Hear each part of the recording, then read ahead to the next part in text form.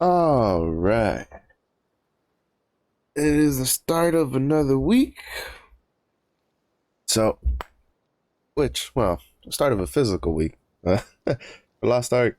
We play our Lost Ark. Our weeks basically start on on Tuesdays rather than on or not Tuesdays on Thursdays rather than Monday. That's our weekly reset. But today, oh shit, fuck yeah! I lucked out yesterday and I got a legendary mayhem berserker engraving from my guardian raid, so I sold that for 3.2. Nice. It's been pretty good because I've gotten other legendary engravings. That's my third one. Oh, I don't have them on this character, but my other two were like legendary contender, and I think legendary like disrespect or some other useless engraving. But I apologize if I like stop mid sentence. Spring is still being spring, so but the whole hot and cold and sneezing all over the place because my sinuses are acting up. But yeah, so start of Monday, start of the week.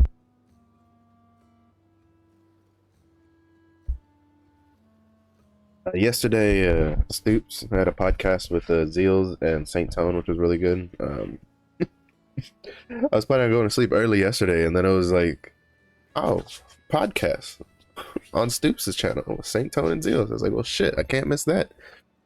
Uh, it was really good. A lot of good information. Though when he said nobody wanted to play Destroyer, that hurt me a little bit inside because I'm sitting here chilling, waiting for Destroyer, but it's all good. It happens. Let's see. Yeah, we're gonna research this, and then I am like researching. Interesting. I'm also researching. These craft methods are the ones that you use stronghold materials on. I don't think I'll ever actually use them because they're not cheaper than the unbound ones, and they give you exactly the same amount. So I don't really see the point with that personally, because I feel like if they're bound, yeah, I know the fusion materials are supposed to be like a gold sink, but if they're bound, I feel like you should get a little more out of it rather than it being exactly the same, right? Because you can't sell them on the market, but that could just be me. Oh my goodness, I need to go do mining and lumber runs because I'm starting to run pretty short on this stuff. I haven't done any of it for so long because I did a lot at the beginning, and then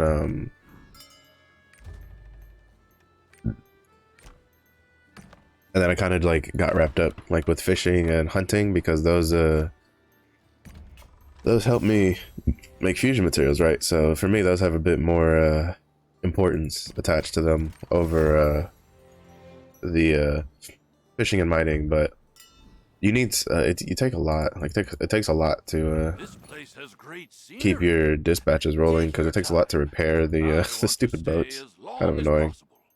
Uh, Also, I'm mostly so for my merchants, I'm predominantly just stocking up on like ship materials for upgrades and stuff like that.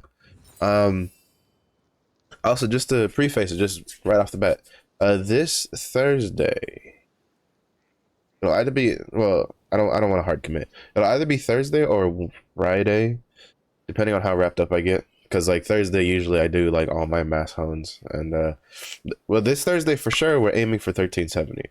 My scrapper got to 1365 yesterday, so the rest of this week I'm just gonna spend like building up materials and building up silver and stuff like that, so that way hopefully we don't get caught by anything when we get to when we get when we try to push to 1370. I'm hoping with all of the stuff between the berserker and the scrapper, I can at least get most of it to 1370. That's the hope. If not outright, just get everything at 1370. But we'll see. So this Thursday we're gonna be pushing to 1370. So hopefully the honing luck isn't too bad. I'm gonna be popping at least the green solar percentage items on like the weapon and stuff like that. Just every tap, just try to get that up to 1370. Uh, I think depending on like how caught up I get and doing that, because I think I'm gonna try to like push pretty hard on that. Like I might even spend some gold on the markets at least. My goal is to at the very least try to get the weapon at plus 15, because bruh, the weapon hates me. But on either Thursday after the honing or on Friday, probably towards like the middle of stream, I'm going to do a card pack, another card pack opening stream, because this reset will be the last reset. We have the grand with the Grand Prix, the Narini Racing Grand Prix. So this will be the last week to get the legendary pack. So basically I have like 57, 58 card packs already saved up. So we'll buy like the 10 from the shop for Narini Racing, and then get the second legendary card pack, and then just do one big final like crazy card pack opening, and hope we luck out on some stuff. My main hope is for Solus cards, and then hopefully I can get like a Carmine or a Delay and Armin, if not both, because those are the last two legendaries I need for that set. So you know, we'll see how that goes, but that'll either be on Thursday or that'll be on Friday. I'll probably try to do it Thursday, just to do all that stuff on like one day. Speaking of, let me see what adventure islands we have today. So we have Chaos Gate today. I don't think we have field bosses. No, that was from yesterday. Adventure Island. All right, we're going to Harmony Island because that has pirate coins, and I'm really hurting for pirate coins. So my main priority, like I even did, like I don't usually like doing them, but I even did a PvP island yesterday because I just need pirate coins. Like I need a lot, because having both my Berserker and my Scrapper emptying out the ships hurts. Like it took a big chunk out of my pirate coins. So like I'll probably even end up having to trade in some coins. I'm thinking Sun coins are like the best ones to trade in for pirate coins. So you know, we'll see how that goes. The Berserker, I'll probably push him to 1325 after I'm done pushing the Scrapper to 1370, because he has some bound mats, and I could probably start slowly pushing him up now, but he's not going to get to 1325 because he's still missing leap stones, because he's in charge of handling the two Punica dailies. One for an Omnium Star, and the other one I think is like a potion or something, like a stat potion or something. Basically, he's in charge of those. The Guard Wanted and the Madness. The Guard Wanted, we still have a ways to go because it's, you know, we're still only at level 2. But the Madness one, we only have 2. Basically, we'll be done with it tomorrow, and that's an Omnium Star for him to do. Also, the other reason he hasn't been building a lot of like leap stones is because I'll say it outright. I hate Armored Neck on a Berserker. She's such a pain in the ass. He has a lot of movements that has iframes, and as a Berserker, yeah, like at least as a Berserker's Technique Berserker, you have a lot of like slow, excuse me.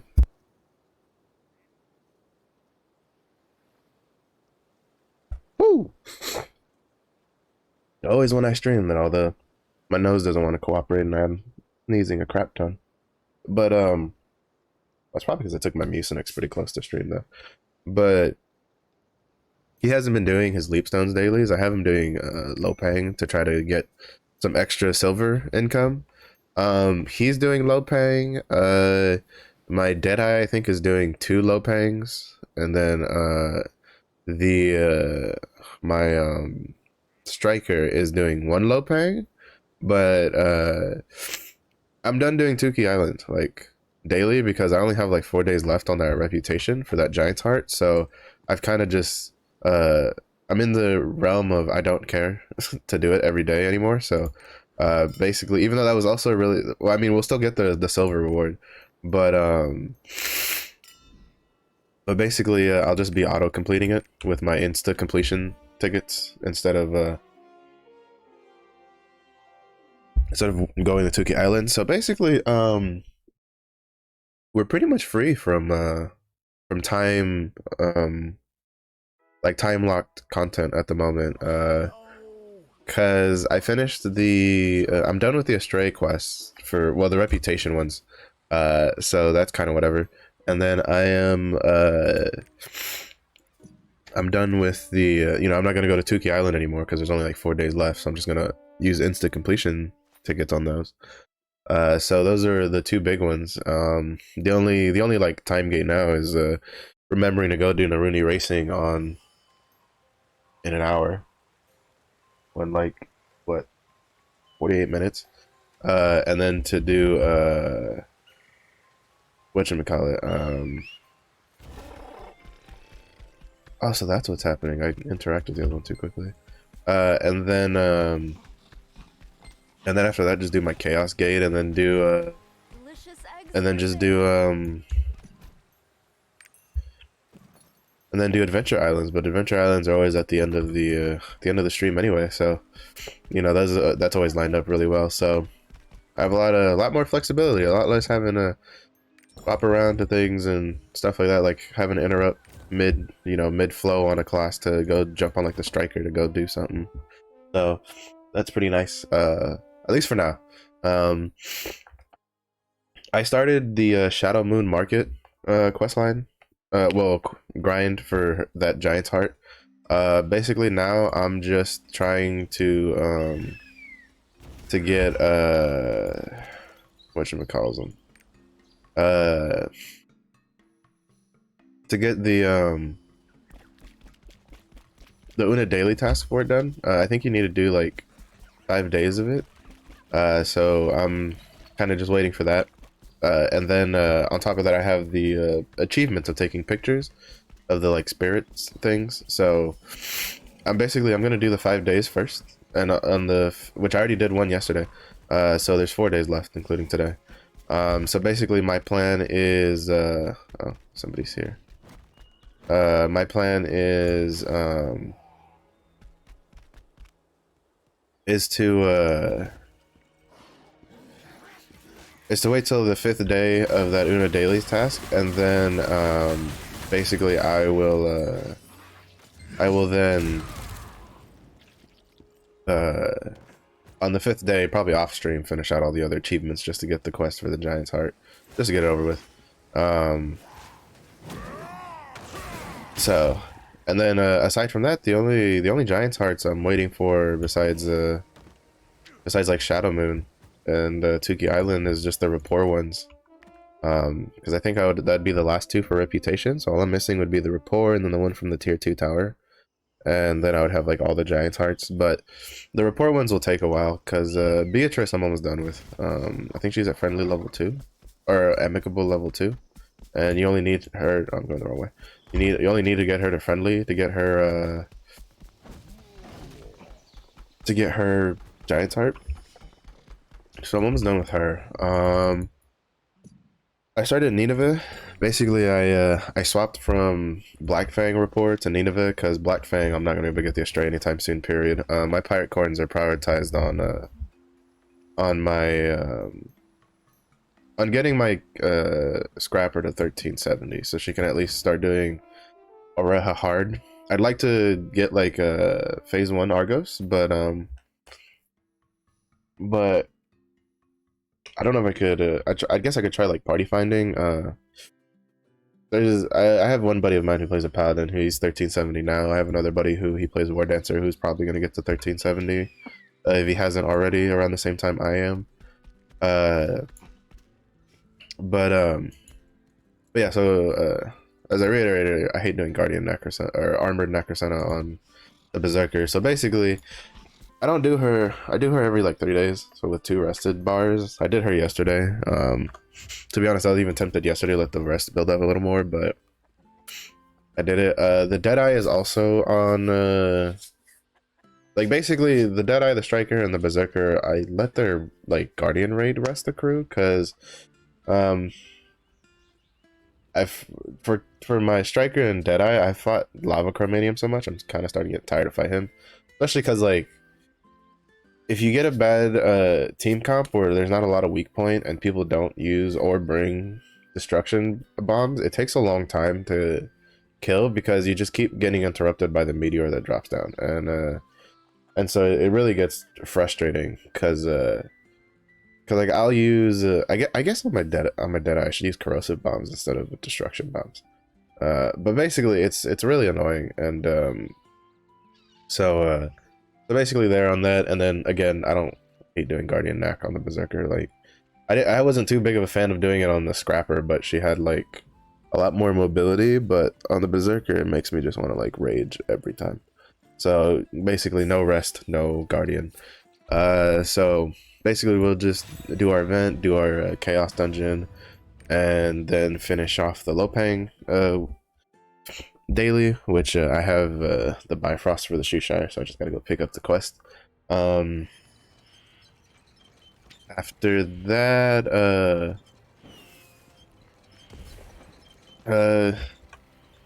but basically, yeah, I'm just gonna focus on doing the Berserker's daily real quick, then we'll swap over to the Scrapper and do her whole suite, because she does everything, though. Where are you going? Why are you going over here? People like that always delay these. Like, I sometimes I don't understand, oh shit, I'm in the wrong build. I could have probably interrupted that. Like, please don't tell me you're gonna try to solo that by yourself. Please tell me you're gonna come down here. Please tell me you're gonna come down here. Please tell me you're gonna come down here. Please? Please? Please, let's not do this, please. Because, oh my god. See, this annoys me. Like, he's off over there fighting this guy. And if he would just come over here, it basically means that when the turtle spawns, he'll spawn where the group is. Because I'm pretty sure the invader thing is designed to spawn where the people are fighting. So you might as well just pick a target and do it. And it's just like, I don't know. It's just, I've seen a lot of people do weird shit. Like they'll run off and, you know, engage the other one on this event. And I'm just like, if the whole team, if you're the only one who went somewhere else, and then the turtle spawns over there, specifically on this map, because like he was over there where the other guy was at, it would take us so long to get over to that other guy if the turtle had spawned on him instead of on us. And that's like that doesn't speed anything up, right? That just causes problems, in my opinion. So just stick together. I mean, maybe it is faster, maybe they're like metagaming and they know something I don't, but to me it's just annoying, and it makes things take longer than it needs to. That moment when you get the frontal attack on your counter and it still doesn't counter, cool. But that's only happened in this in these whatchamacallit, in these Guardian raid events. I've never had that happen in the other ones where I get like the actual frontal attack like notification off, and then it still doesn't like counter. Like, it's so weird. I wonder if it's because of the because they're like slowed down, right? So I think it might be that like the window's over, but you know, since they haven't moved, the system doesn't know that it doesn't change the colors, right? So they're still blue, so it makes you think that you can still counter when you can't.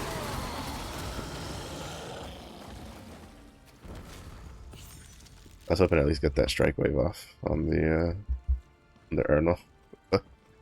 But he just got demolished. Demolished. And now I'm gonna like run out of fury, but that's all good.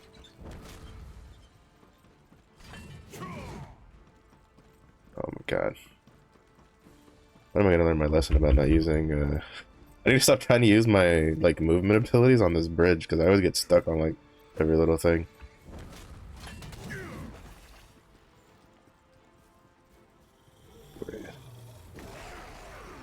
I was hoping I could get to him in time to to at least get the bloody rush off. What?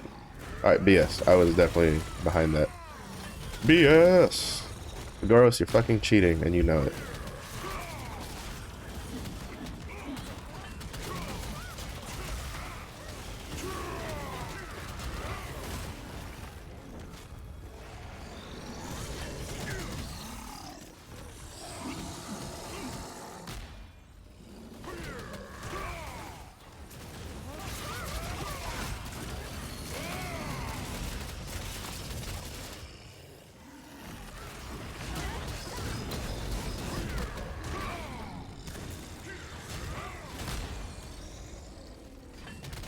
Didn't break him.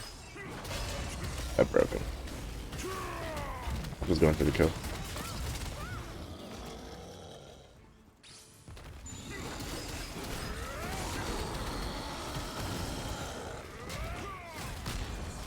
Boom. I do like the golden, like, chromanium, like, skin tint, though. I'm telling you, I want a chromanium pet.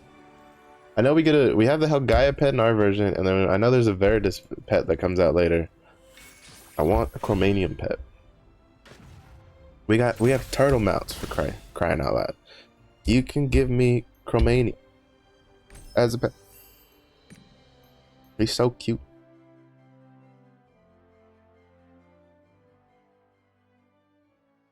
I think I was on a what was it? I don't remember who it was. I think I was on like I was watching another streamer, and I was like, do you think we'll ever get chromanium as a pet? Because over there in Korea, they have Veritas, they have Helgaia, they have Kakul Seidon, they have Belshaza, like as pets you can get. I think all of which were given out for 3 of which, like, they're all for free. Like 3 of, you know, they gave Helgaia out as an event. I think they gave the Veritas one out as an event, and I think they gave the Kakul Seidon one as an event, and then Belshaza you can get from like clearing her phase 6 10 times in hard,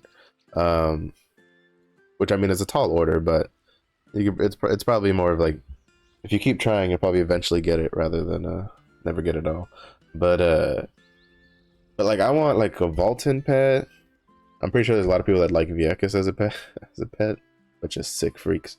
And then whatchamacallit, and I'd like Chromanium and Urnal as a pet. And I'd like Chromanium. I still think Urnal's like model not being reused is a little bit of like wasted potential, because I think like so in the Guardian Raid event, right, you actually get to experience Urnal's like challenge move set, because there's 2 versions of Urnal that you fight. There's Urnal, and then there's an Urnal Plus. If you look at the name on the top left on the you know, where they just show the names over here, you had like Chromanium, Legoros, and then like Urnal. Sometimes you'll get one that's Urnal Plus, and that's the one where he starts like flopping backwards, he does side rolls, he's got a he does a claw move that he has. Like, that's Urnal's challenge move set. That's basically in the challenge Guardians that hopefully we'll get probably sooner rather than later, I would imagine. They give a lot of the older monsters like new moves and stuff to kind of like freshen them up, so that way you at least get, oh, one of the resource searches is already done. So you get you know, so it freshens it up a little bit for when you go do your weekly for the reward and stuff.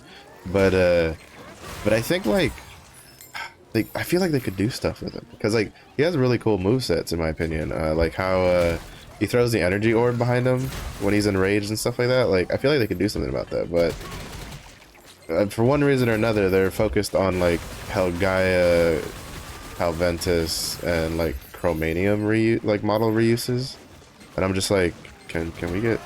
I mean, you can use Urnal, he's there. Legoros can kind of fuck off because he's not bad, but he's still kind of a pain in the ass. You know, they Veritas got reused as a Grexion. Let's see, who else? I know we get like a gorilla dude in Korea. I think he was like the last one they added. It was like the gorilla guy. He looked pretty interesting. He also looked a little annoying because you have to like spam your spacebar when you're fighting him.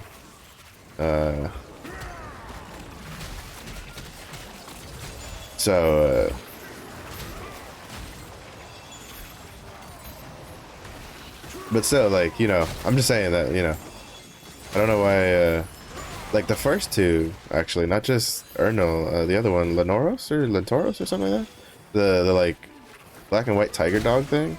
I'm thinking he's not reused for anything either. I don't even think they reuse him in, like, a raid fight or anything, right? Like, it's just, they were just used that one time and then that was it. Which I find interesting. Apparently, I don't remember if it was like an Abyss raid or it's supposed to be a new Guardian raid. I know basically whatever, they're supposed to get a new quote-unquote raid, like the basically Guardian raid, Abyss raid style, where it's the one boss. They had announced on their Loa, the winter, like Loa thing, that they were gonna get, I think it's like they showed like a teaser and it's like a frog toad thing, so I'm kind of curious to see how that, like, what that pans out to be, but I don't think we've heard anything about it since.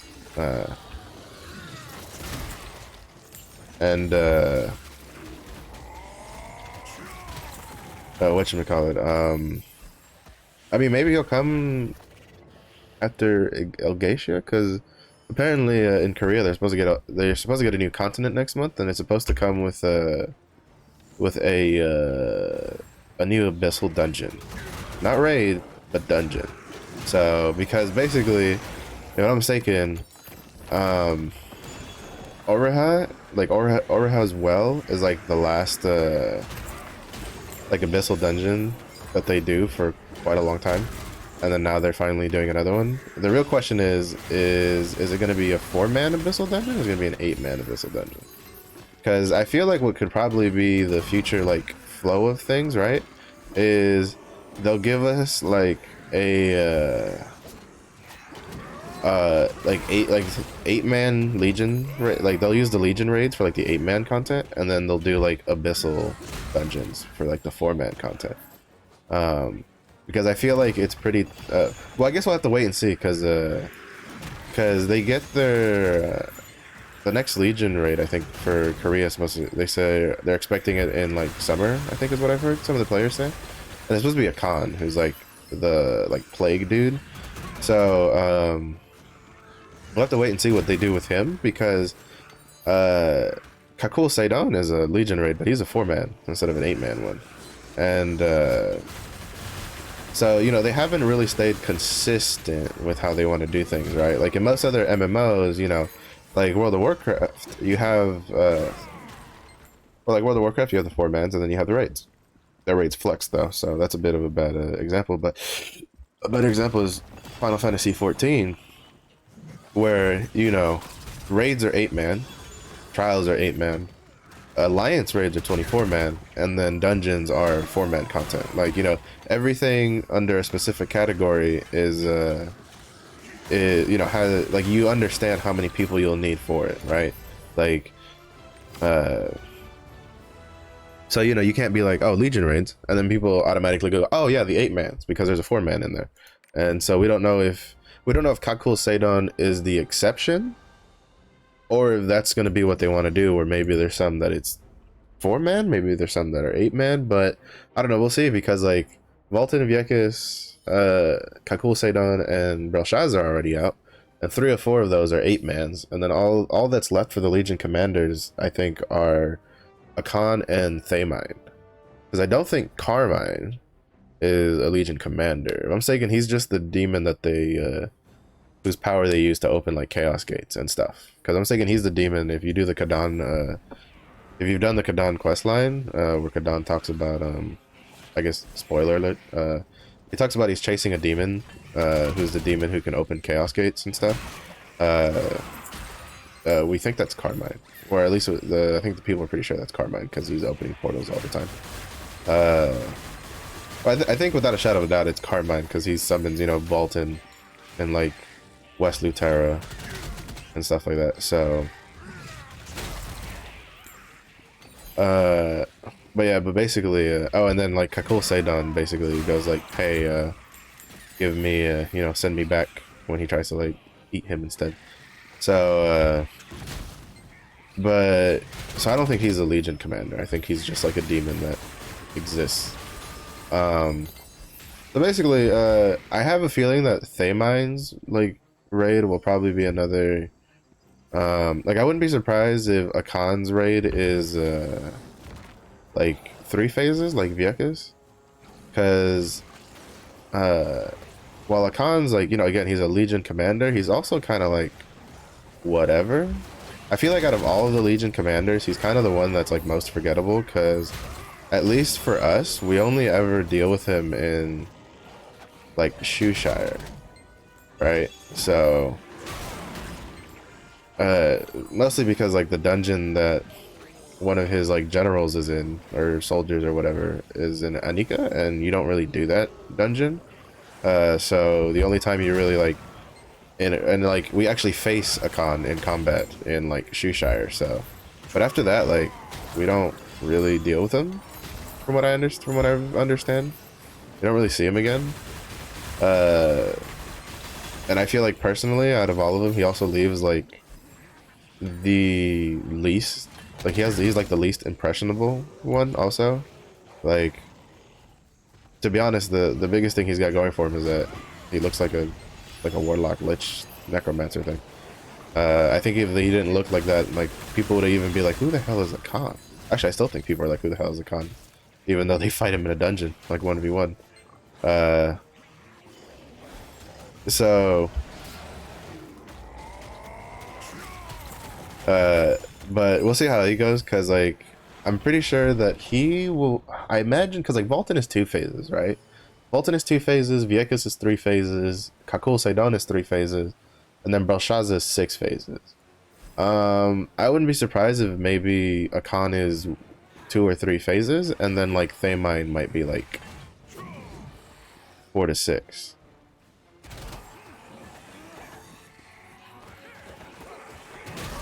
Sorry about that lag spike there for a second. Not quite sure why it's doing that, because I did some preemptive measures before stream that should have worked, and I guess my internet's just kind of like F you today. It's really weird. I did some work over the weekend on like the drivers and stuff, and then it worked completely fine, and then today, I guess like I had a slight hiccup before stream, like when I was just watching other stuff and like reading up on things. So I like did some preemptive, like I did what I usually do to fix it, which is like delete my NIC drivers and then like just restart my computer. And then and that usually fixes any problems. But I guess this time it's just, they're just like, no, just in general, like, fuck you, buddy. Hopefully it doesn't, you know, the lag spikes don't get too crazy. Hopefully they'll like fuck off.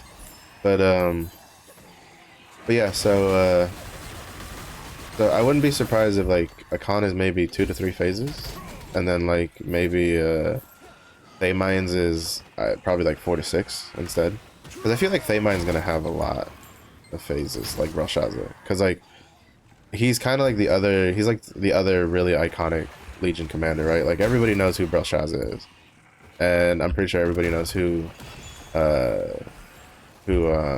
Thamine is, because you know he pretty much is like big brooding swordman. So it's like everyone definitely knows who Thamine is if they've done the Kadan questline, because you're just like, oh shit, like that dude's insane.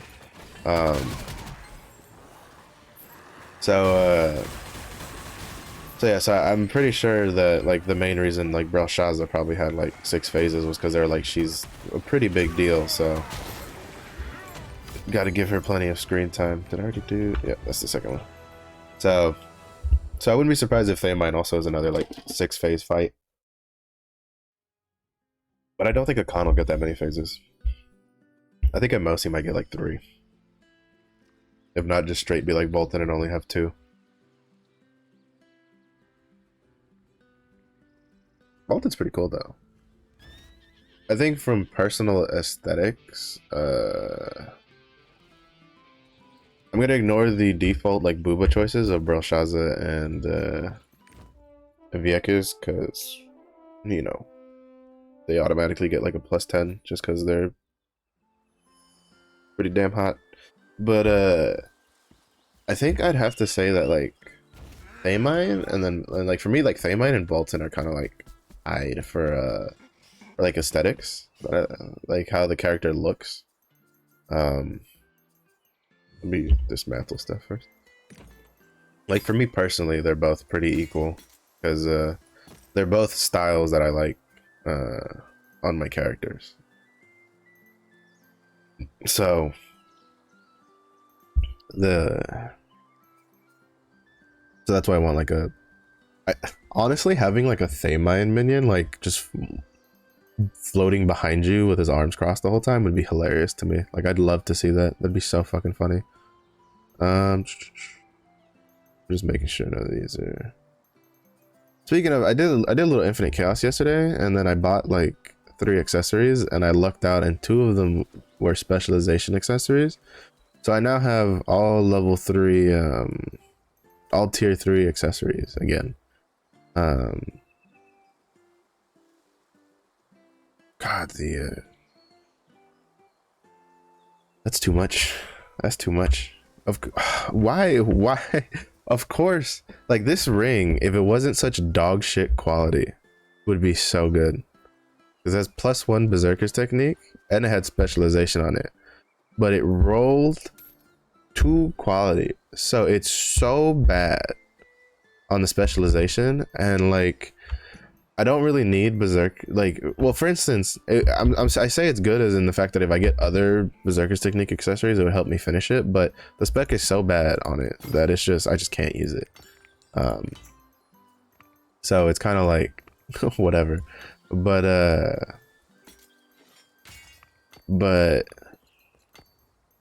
yeah. So sorry, I got a little sidetracked there because I got a little excited because it said specialization Berserker's technique.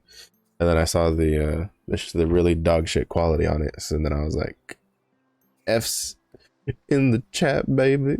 All right, so this has focus level 1, that's great, and this has mind enhancement. I think mind enhancement is just like the mana reduction. So I think I have a red dust. Yes, this one. So we are like I say before, I try to get all the skills on like 1 armor piece and then try to build off of that. Unfortunately I wasn't able to do it this one, right? Because so if I get another one, I guess I could keep an eye out, and if I get another nimble whatever, I can swap it on here, because this one's kind of looks like it wants to be my Windblade piece. And then this was Tempest Slash, which was right here. Nice. Yeah, this is pretty good. The Berserker tripods are looking pretty good.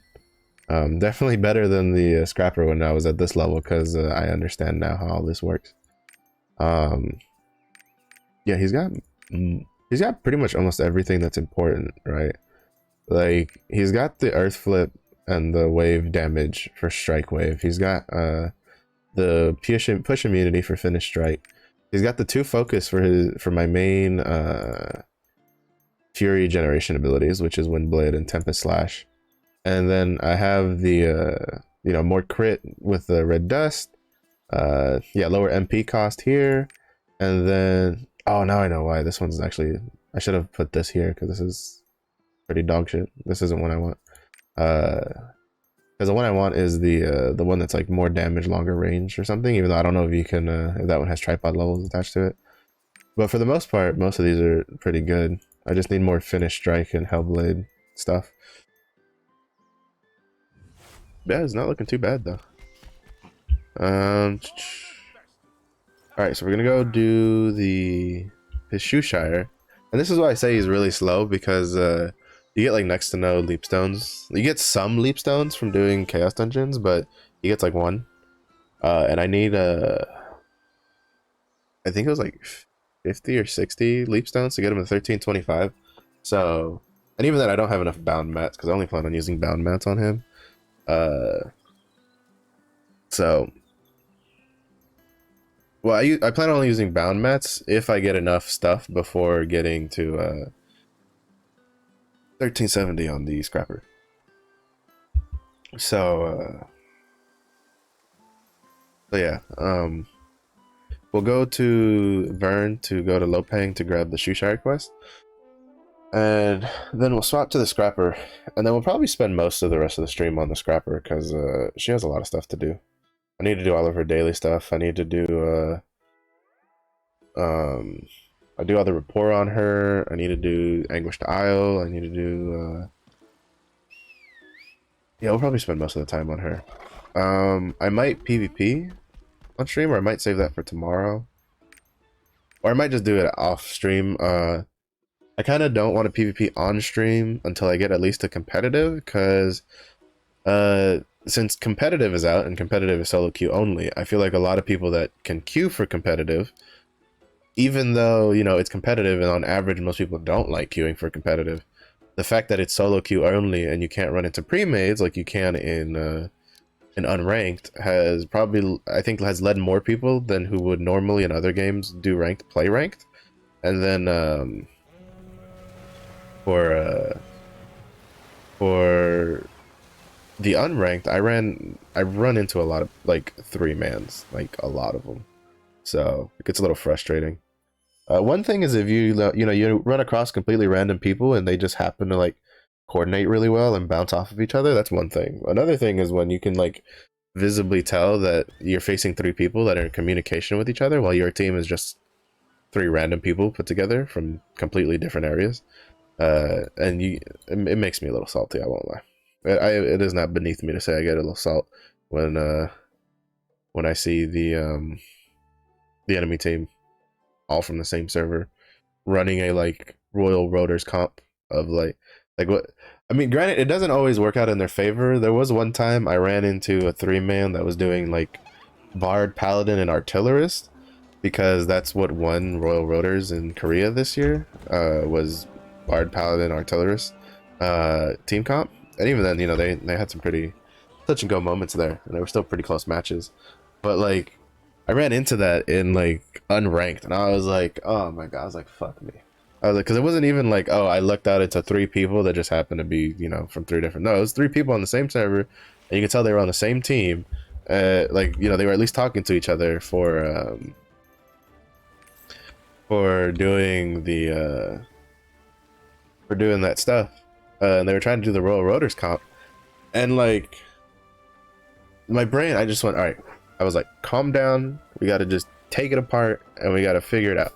So like for me, I fought that and I went, okay, the biggest thing I need to do is be the biggest pain in the ass to the 2 supports, because as a scrapper, that's like your big thing. Like that is your main thing that you're really good at, is just being a pain, because you have a lot of abilities that you can engage in from a distance. You can knock someone down and then you leave, and then you turn around and you round up sweep at them again, and it flinches them out of what they were trying to do, and then you leave. Like, you know, you just keep hitting, running, and like just trying to interrupt whatever they were doing. And I did that, and then my teammates were able to catch the Artillerist out a lot, and then just like basically you know, break his shield and kill him. Because the problem with the Artillerist is when you have a Bard, a Paladin, and an Artillerist, he has so many shields that he can just ignore everything and just keep doing whatever he wants to do. But if you have someone who could at least disrupt one, if not both of the supports, because a lot of times what I would do is I would go and I would do my best to bully the Bard in like a corner, like try to push the Bard away from where my team's fighting the Artillerist, and then the Paladin would try to come help in like a 2v1. So then I'd run away in that little area as he's like spamming abilities, and I'd like jump back in and try to catch both of them, and it was like, it worked out. I mean, it was close. It was a close victory. Like we won, but you know, that's a comp that if they had played it a little better, like if the Artillerist maybe hadn't been so bloodthirsty, because part of what let me you know, keep the 2 supports busy was that the Artillerist was a bit bloodthirsty. Like he definitely wanted to go in for the kills, and he kept trying to like kill teammates instead of coming back and trying to like group up with the supports. And like I couldn't kill the supports outright, but what I could do was keep them busy while my 2 teammates then 2v1 the Artillerist, killed the Artillerist, and then we come back and, you know, kill the supports. That was very that's how at least we were able to as like 3 random players dismantle uh, two supports and an artillerist comp. But then there's other ones where it's just like they just work together too well. You know, they know when to like come and support and pull back and stuff like that. And there's no competing against that with like three random players. So it gets a little frustrating. And even then, like uh, it's not like the amount of times I got one-sidedly like raffle stomped was few and far between. Like it was to the point that I was like, man, if they hadn't been like in comms with each other, or like, you know, just three mans, we probably would have won these. And you know, I try not to get overly competitive with stuff like that, but when you play PvP, you want to win. Losing in PvP doesn't feel good, you know? Losing in anything doesn't really feel good. You want to win. So, you know, you could always play a little better. That's another you know, a given. Especially someone like me who's really new to Lost Ark, especially Lost Ark PvP, which is a lot of like rock paper scissors in a way, and how it works. But part of it also is like there's no coming back from like an organized team when you have an unorganized team. Because there was one well, it's like so like last week's, the very last match I had was like three randoms on both sides. Like, you know, it was basically fair and we won. And it was funny because we had a sorceress on my team, and like she was hyper aggressive. Like she was almost fighting like a melee, right? She was getting in their face and whatever. And funnily enough, towards the end, that almost cost us the win because we had a pretty sizable lead early on. And then towards the end, she was like, our sorcerers were just getting hyper aggressive. I think she looked at, or whatever. I think she knew that she didn't have the most kills because she just looked at the names, because I had the most kills. And it was really funny because like, so we almost lost because she kind of like Leroy Jenkins did like two or three times, and kind of like almost brought like evened out the lead we had garnered at the beginning. And then it was funny because the enemy team was like, man, must be nice having a sorcerer. Sorcerers are so blah blah blah, like overpowered and whatever. And then like the score screen pops up, and like the sorceress has like half the damage I dealt on the scrapper, and I had the most kills. And I was like, I don't think the sorceress was your problem. I think I was your problem, because I was so fed up on losing that I was like so focused. Like I didn't get tilted. I just got focused, and I tried my best to play like scrapper the best of the ability that I understood of it, which was, you know, very hit and run style kind of stuff. And then and so I was able to be a really big nuisance on that, and I would just bully, because like they had a bard, and I was just constantly trying to like bully her in a corner and just being like, no, you're not gonna do anything. Like, you're just gonna, you and me are gonna sit in this corner, we're gonna have a nice chat, we're gonna be, you know, we're gonna be buddy, we're gonna have all the, you know, love you long time, like that kind of thing. Like I was like, I'm tired of you supports ruining everything, so I'm just gonna, you know, have a one-on-one conversation with you and my fists in this corner. So, and so that usually leads to, you know, that's pretty big for shutting down comps when you don't have like a support, but you have something like, I don't know. I feel like any of the martial artist class could do that relatively well. I think Scrapper has like one of the easier times because she has a lot of CC stuff that again comes at range. You're charging blow, you take the range tripod on it, so it actually travels a really far distance. And I have noticed that if I aim it just right, I can catch people from their blind spots with it because of how far it travels. Dragon's Advent's really good. It has super armor. You can just charge through a bunch of shit. You can use it to trade CCs with like a sorceress or something. Like sorceress likes to use reverse gravity a lot when they see melee coming after them. So if you're a scrapper, you engage with Dragon's Advent. You know, it's you know, you'll trade because you'll get caught in the reverse gravity, but she'll also get knocked, like, you know, thrown down because of the Dragon's Advent. And so, you know, stuff like that. You can also use roundup sweeps. Like, it doesn't deal a lot of damage, it doesn't stun people, but it has enough stagger on it that it'll knock people out of casting things. So, you know, I'm slowly learning all the ways of being the biggest nuisance on the planet with a scrapper, and it's a beautiful thing. Like, I find it very enjoyable. It gives me much joy to see people. You always know you're doing a good job as a scrapper when like two people on the enemy team start chasing you around the arena because you're being such a annoying bug. And even then, my favorite would be like I'm running, and then I charging blow back, right, to try to catch them because charging blow knocks them down if you hit them, and then I'll like true rising fist them so that I'll uppercut them in the air, but then I'll like drop somewhere else as their like third teammate tries to come help, so I'll just like run away again. And you know, it's hard, but as a scrapper especially, you kind of have to like curb your bloodlust a little bit because you have some damage as a scrapper, but you don't really have a lot of damage because most of your damage comes from your death rattle. And unfortunately, since there's no engravings in PvP, you don't have shock training to boost that. And then in your book of coordination, you're only running 249 specialization.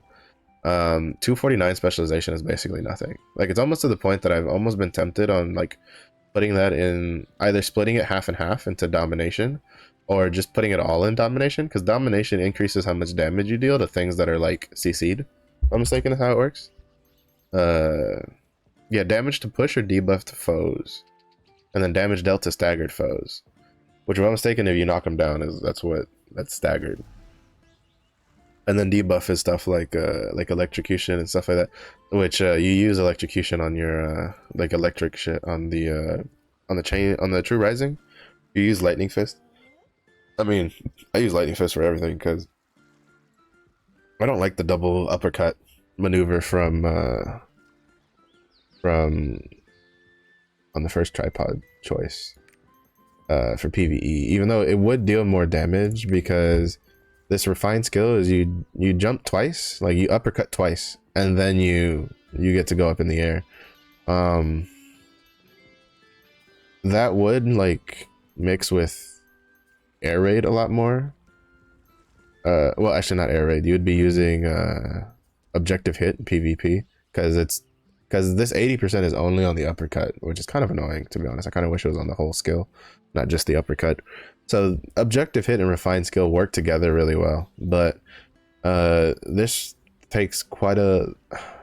There's not a lot of fights where you can get double uppercuts off and the stomp down.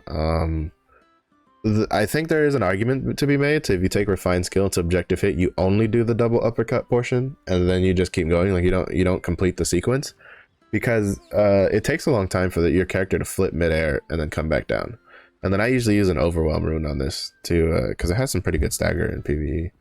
Yeah, it's mid to high, and I think the mid is the uppercut portion, and then the high is the slam down portion.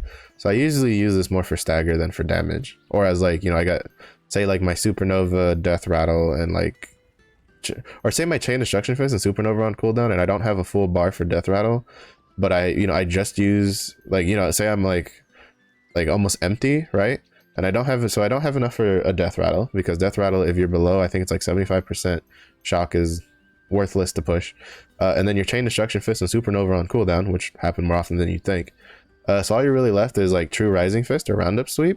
Well, it'll depend on the situation, personally, because I also usually take the additional strikes in PvE. But basically, what I'll do usually is I'll charging blow into, like, I'll do like and this is like mid rotation, right? So you probably already have your like debuff, your amplified damage debuff down. So I'll do like charging blow into the true rising fist and do the whole combo.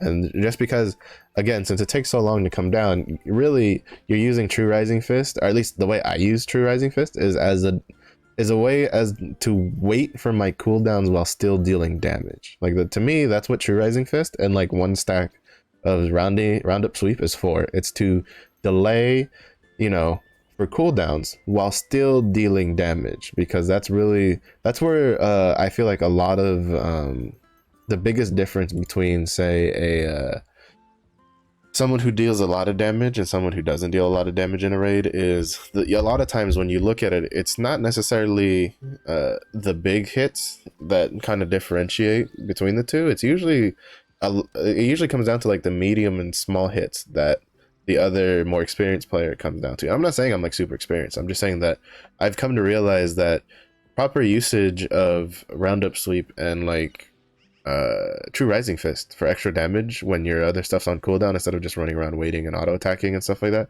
Which, I mean, even then I still sometimes have to auto attack because everything will be on cooldown and I just don't have enough shock for anything. So, and then you kind of have to like just auto attack a couple times while you're waiting. But a lot of times, and I say this because I was guilty of it. Like I was basically ignoring True Rising Fist, and I was basically ignoring uppercut and punch in the face for damage, because I was like, well, all my damage comes from, you know, Supernova, Chain Destruction, and Death Rattle. So like these two, like, you know, these two are kind of inconsequential about when I push them. But as I got higher, I started realizing that they're actually they matter very importantly how you use them, because that's extra damage that you can put on a Guardian raid and stuff. Egrexion was the one that I kind of like learned that a lot, because Egrexion, especially with his charging, where he, like, you know, he charges in an area, you deal like no damage in that. Holy shit, what the hell? Is that their... First of all, this is terrifying. But no, that's their... Oh, that's their tier 3 weapon stuff. That actually looks kind of cool. I'm gonna lie. And I don't know if it looks like a... I think the Deadeye weapon looks the same. Yeah, the Deadeye weapon should look the same, because the gender unlocks share the same weapon models. It's just the armor that's different. So that'd be pretty cool. That's something to look forward to on the Deadeye. I wonder what the shotgun looks like. But Egrexion has the point where he like charges, right? Like, you know, he like stands still and he starts charging the little bubble around him, and you deal like very, very, very reduced damage during that point. That's when I'll start using like True Rising Fist and Roundup Sweep to just build up stagger. Because even though you get low stagger and Roundup Sweep, so stagger is stagger, right? So but I'll use like True Rising Fist to, basically I usually prioritize Roundup Sweep if I have 2 stacks of it. Because again, I try to keep 1 stack for counters, and believe it or not, I have countered Egrexion twice. It's usually, one time was by accident. I was just already pushing Roundup Sweep, and he just happened to like turn in my direction and like do his counterable jump in my direction, and I got a counter off. But there was the second time was on purpose. Like I saw him like turn blue, and I basically like, you know, Sido Drifto, choop choop, and then wha, you know, punched him in the mouth, and then you know, encountered him. It was a beautiful feeling. You know, it made my day. Actually, it made my whole fucking week. I was over the moon after that. But yeah, but Egrexion taught me the importance of knowing to use True Rising and Roundup effectively for like more damage. So I think it's also part of the reason I like shock training over taijutsu, because it makes me think more. Taijutsu, at least when I was playing it, because I played it through like tier 1 and tier 2, and then in the beginning of tier 3, quite a bit. Like I did Oreha phase 1 on taijutsu the first time I did it, and then I've done both on shock training after. But like taijutsu, the only time I had to think was, do I need to use continuous push for stagger? Yes, use it. No, push something else that's off cooldown. Is everything else on cooldown? Push continuous push. Like, you know, there wasn't much in the way of like thinking, at least from what I could tell. At least I didn't. Like, it was like, is Iron Cannon blow off cooldown? Yes, push. Is Battering Fist off cooldown? Yes, push. I mean, granted, I'm simplifying it, because as a scrapper, you go, have I applied amplified met damage, and do I have charging blow buff up? Yes, then push one of my DPS skills. But, you know, I imagine, like, I'm saying this from a point of view from someone who plays scrapper a lot. You know, generally those 2 steps of applying the debuff and then applying your buff they should be automatic to you by the time you hit tier 3, regardless of which playstyle you choose. Also, I feel one of the biggest reasons you see taijutsu only using 2 shock abilities, while you see shock training use 3 taijutsu abilities, is simply because shock training doesn't have anything better to push. Like, wrong one. As shock training, the only things we don't take is critical blow, shredding strike, and judgment. None of these are any good to take. Like, they just don't do anything for you. While at least with Fierce Tiger Strike, you can give yourself another. First, you have another way of like applying the debuff, so that way it's always up at all times, and even more so. And then it also gives you a small damage buff that you can then use on like True Rising Fist or like Roundup Sweep. Basically like your extra stuff. So, but to be honest, like I'd like to change Fierce Tiger Strike for something else. It's just I don't. It's just that first of all, shredding strike would not be usable with Death Rattle because they both do the same thing. They both consume all of your shock available in order to deal bonus damage. So at least in the current state of stats, you cannot run both of those together. Like you just don't produce enough shock to be able to maintain both of those with having so many shock abilities on your bar. Critical Blow has a problem is that it's front attack, 2 it has a very small range, and 3 it's a charge ability. I guess you could take the mastery one where it like instantly executes at overcharged, but even then it doesn't deal a whole lot of damage. And there's just no other benefit for it. So like I think the only benefit for it would be it could play the same role as like, so Destroyer has an ability that you take which is basically designed to increase how much staggered an enemy takes. Oh shit, I wasn't paying attention.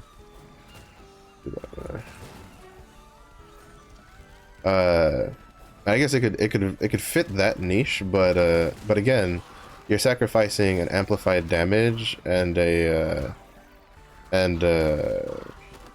another little damage buff from Fierce Tiger. So I feel like Fierce Tiger Strike is just like a better overall ability to take, even though it doesn't benefit from your classing right there. And it gives you another way to generate shock, right? Oh man, that was just unlucky. Get clipped by that.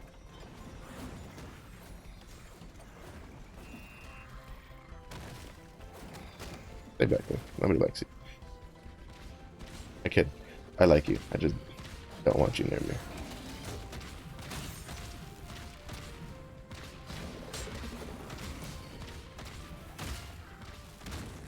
Alright, cool. Still made it out.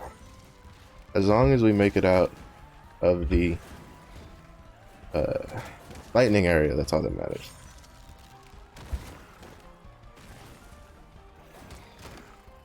Oh, you can interrupt someone dropping an egg. I feel kind of bad for that guy. I've done that before, where you try to like headbutt someone, and then you end up going back into like one of the traps instead.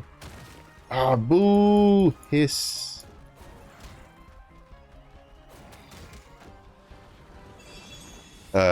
Yeah, I feel for that guy. I've done that a lot, where I'll like try to oh, they're too far, unfortunate. Where I try to hit like someone who's far away, and instead I will you know, completely whiff them, and then do my, and then, you know, get myself trapped in something. Right now I think I'm gonna try to just focus on like pushing ahead, because if me and this guy can stay ahead of the other guys, we can win this. I believe in us. Come on, Nulodi. I believe in us. Never mind. I don't believe in us. The fucking seagulls. Alright, juke the Voltons. Juke the Voltons. Haha.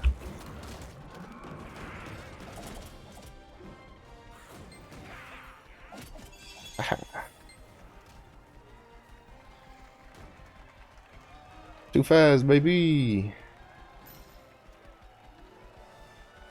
Alright. So we did our job.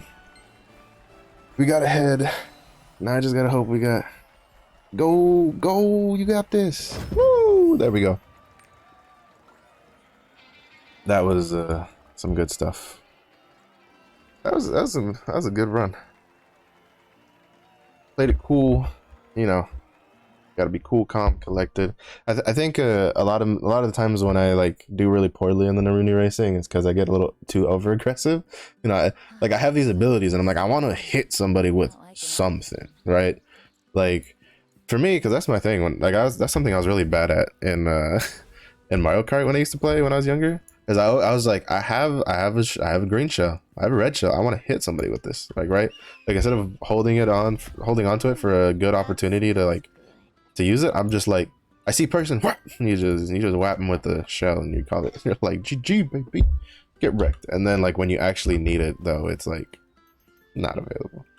So yeah, so all right, so like to kind of like wrap up what we were talking about before. So shredding strike, you can't really use it with death rattle because they do the same thing.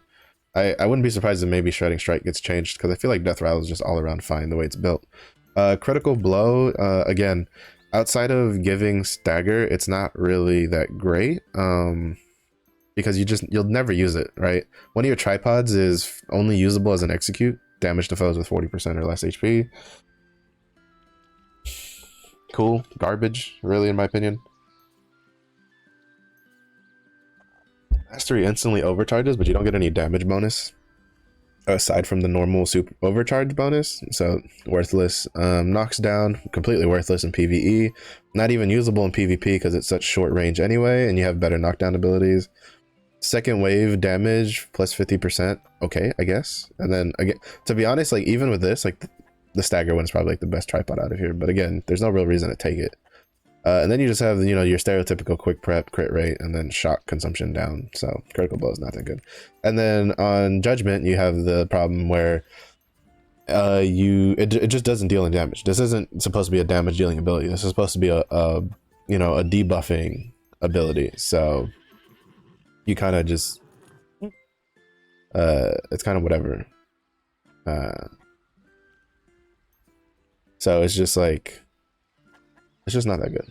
You know, you just wouldn't use it as a shock training. You wouldn't use it because you don't, for shock, you want to use shock abilities that predominantly give you a lot of damage or are just like roundup sweep, but they're just more useful with the counter. So yeah, so that's why I feel is the reason why pretty much all scrappers use and we can look, I'll pull up after Agrexion, I'll pull up the Loawa, and we can look through it real quick, see if there's any scrappers in Korea who have like mixed some things up, but I don't think they have. I think they all run basically the skills that that I have for shock. So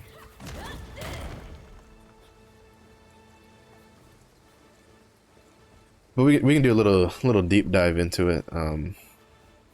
I am curious to see because I know what is it? I know Destroyer on the Korean servers has gone through a little bit of a shift recently on what abilities they use. They used to use 5 blue abilities with 3 purple abilities with Hammer of Rage, and now they've been using basically now it's half and half, 4 blue, 4 purple.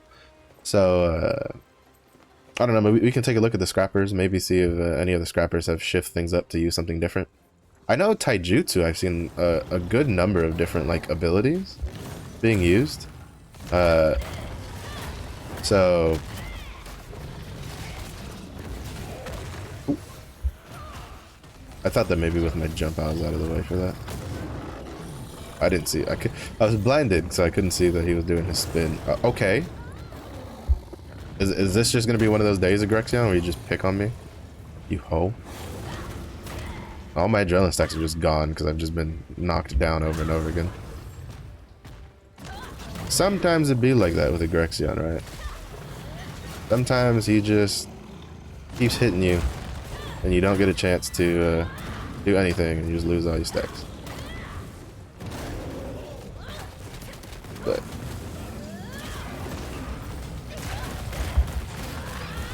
we going in. Ooh, nice.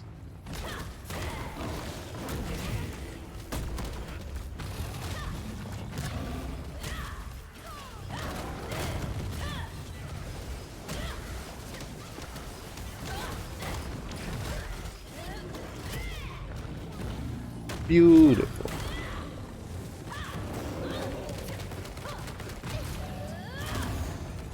Get some good timings with that death rattle. Alright, now we leave.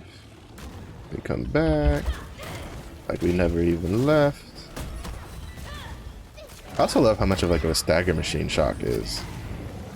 Like Taijutsu has some stagger. Oh wow. That was rude. I had almost gotten rid of the debuff too, you punk. Oh sweet. Oh sweet. Get fucked.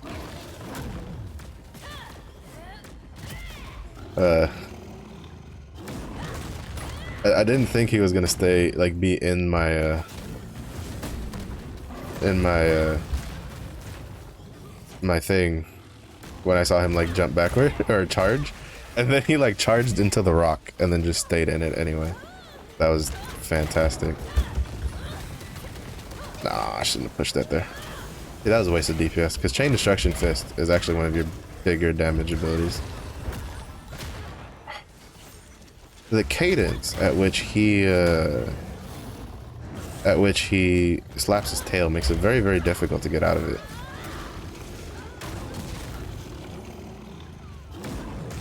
You basically, he's just like bullying me today, and I don't know how I feel about this. Like, Grexion, I thought we were friends.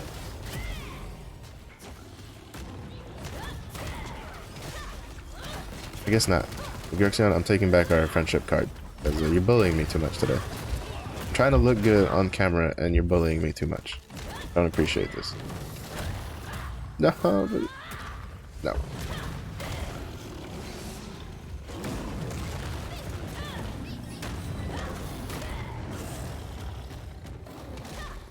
I'm gonna wait for that to...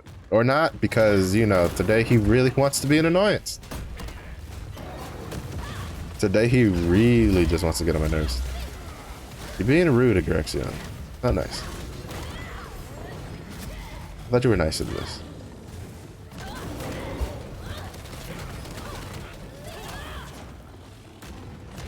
You gonna fire change? I feel like I want to fire change soon. I don't know if that was... alright, cool. It was. I didn't know if I timed that good enough on the... oh shit, I walked into it. I always walk into that one, because like I always go too far.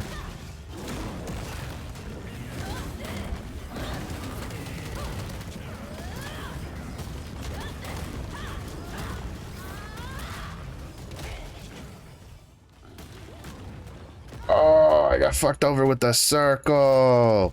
That's fucking rude. On so many levels. I had that perfectly spaced out, and then I ate one of the explosion circles, so it knocked me into it, and I didn't have my get up for the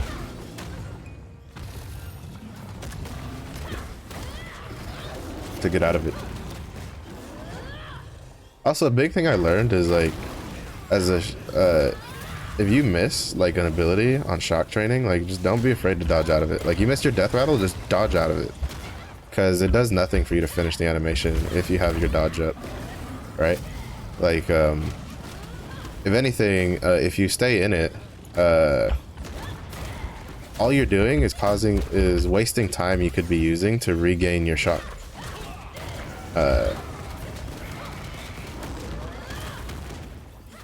So that's one of the big things I've picked up with the Grexion, because he likes to interrupt me a lot.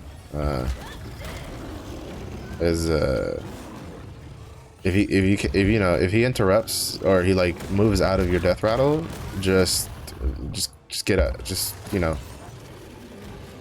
cancel it and just dodge out of it, and then just get right back on it if your dodge is up, because you're just wasting time like letting the death rattle animation go off. Unless he's like really far away from you, right? And then even then, like you kind of just want to like use it. But you're just, again, you're just wasting time you could be spending like generating more shock to then towards your next ability, right? So, all right. So like I said, we're gonna take a little break. we're gonna go to Loa. If you don't know what it is, it's a really good resource to have as I would say as like a reference point. I wouldn't say it's a Bible because or like use it as like a hard guideline, right? Because there's some builds in here for some classes that you literally cannot do until like we get relic sets. Okay, so shock trainings are back up. All right. So what are you running? All right, see, roundup sweep, death rattle, chain destruction fist, true rising fist, supernova with charging blow, crushing smite, and fierce tiger strike. Even though they're using quick recharge on both of theirs. I might try that, to be honest. Because it's something that was interesting of note. On some builds, oh, he's also using purify on that. That's it. I mean, I don't have that yet. That's from Ignia tokens. Something that's interesting to note, and he straight up just doesn't have a rune on this. Oh, that's why, because they put their bleed on that one. That actually might be really smart.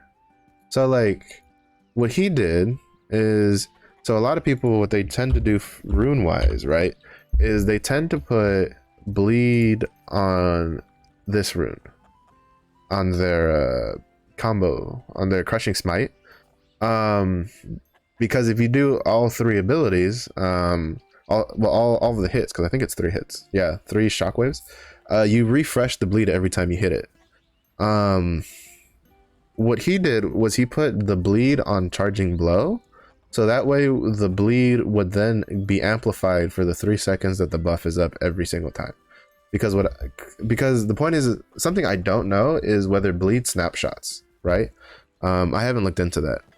It might, and if it does, then it means that honestly the best one to put it on would be charging blow, because then it would get snapshotted to the plus 18% attack power rather than just the regular one.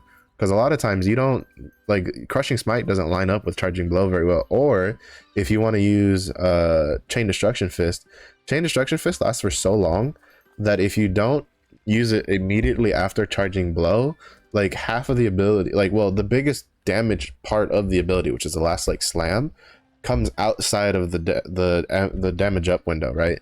So generally you use like I might start putting I think I'm gonna put a Gale Wound rune on this, to be honest. I'm gonna get rid of that protection rune.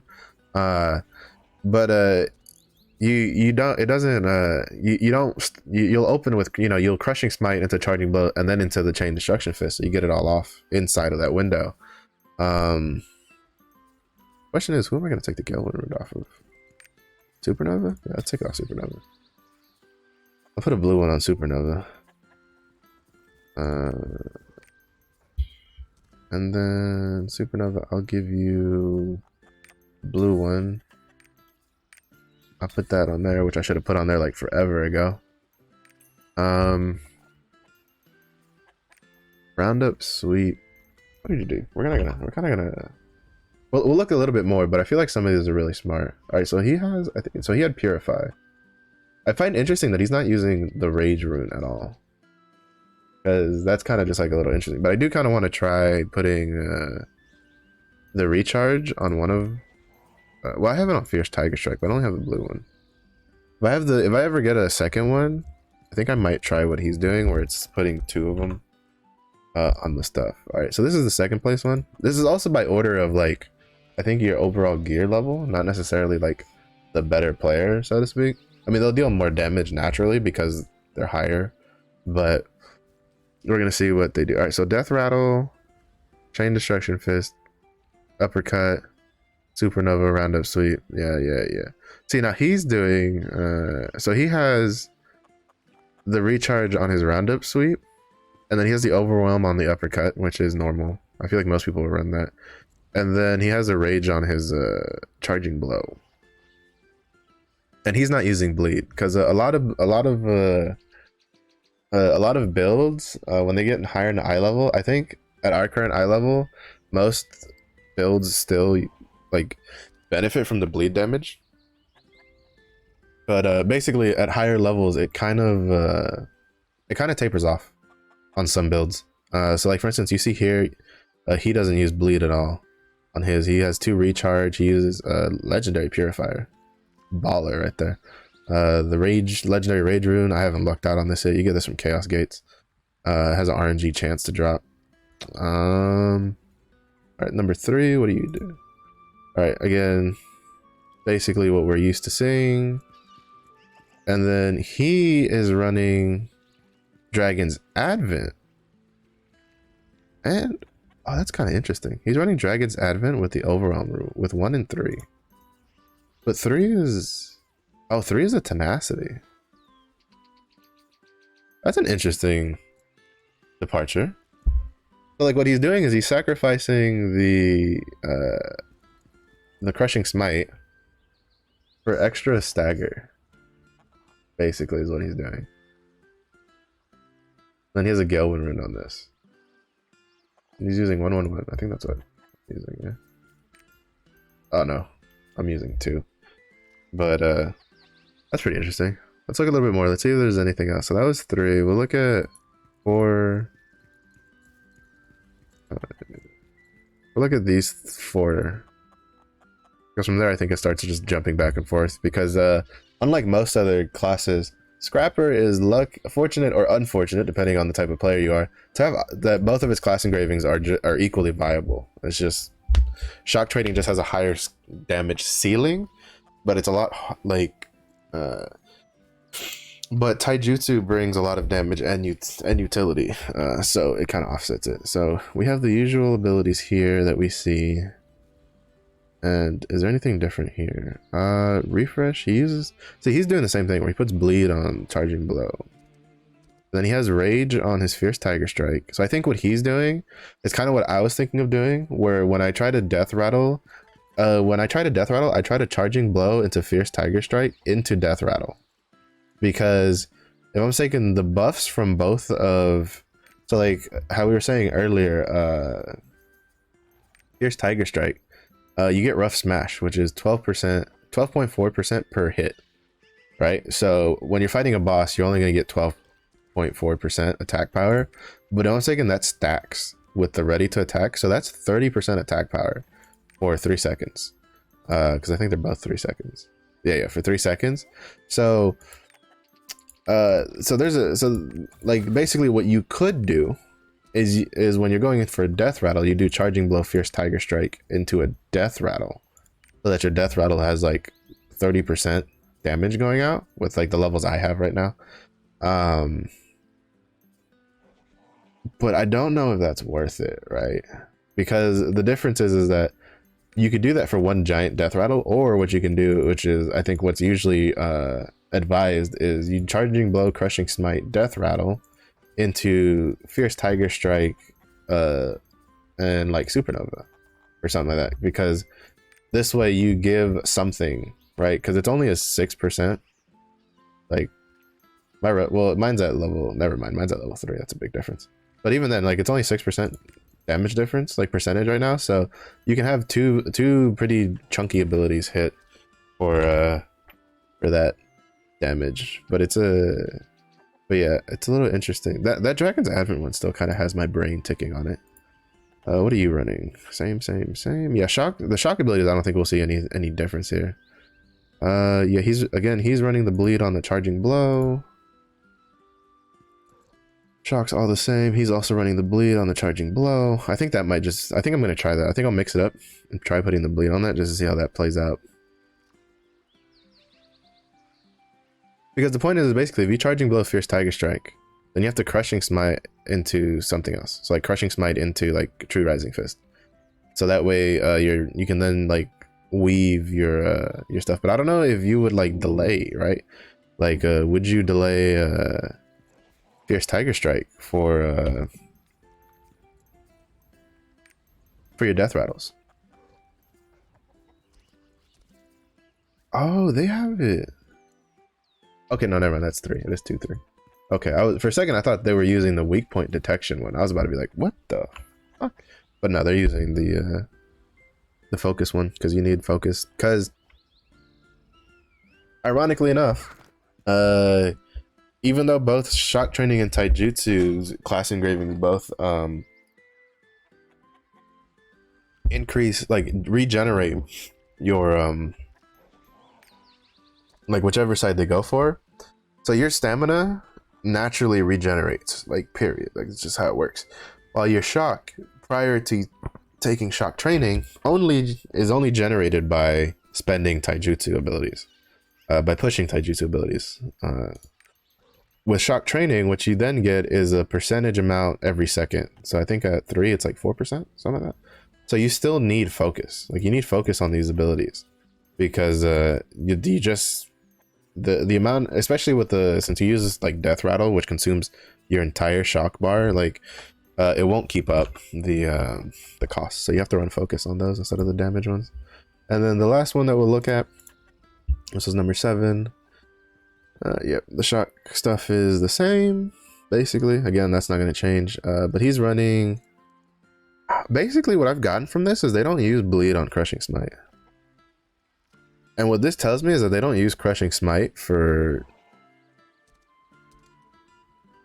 Like, they don't consider it very important. Which I would say makes sense.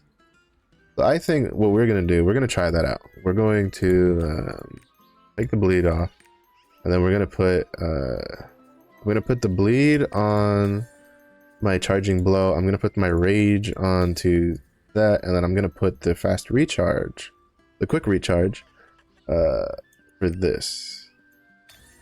Now, if I'm not mistaken, this is her ability push.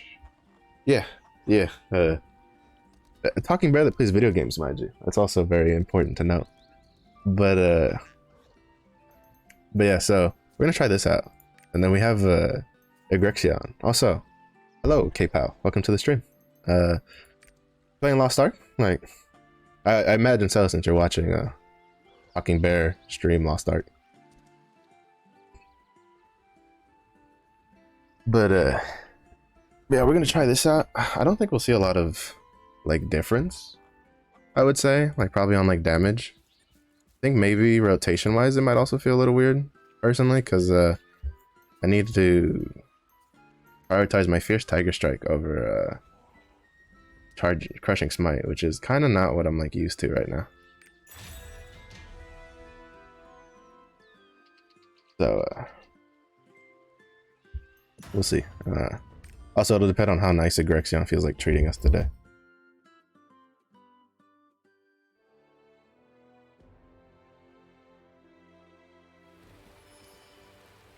Oh, nice. Sick. Yeah, I mean, to be fair, for me, Scrapper is because I'm waiting for a Destroyer, I won't lie. But I love Scrapper, though. She's fun. I'm definitely not gonna, like, stop playing her. Yeah, I'm trying to get her to 1370 so I can at least start doing the hard modes and phase 1.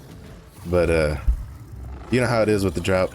It takes a little bit of time. Are you playing Shock or are you playing like a Taijutsu?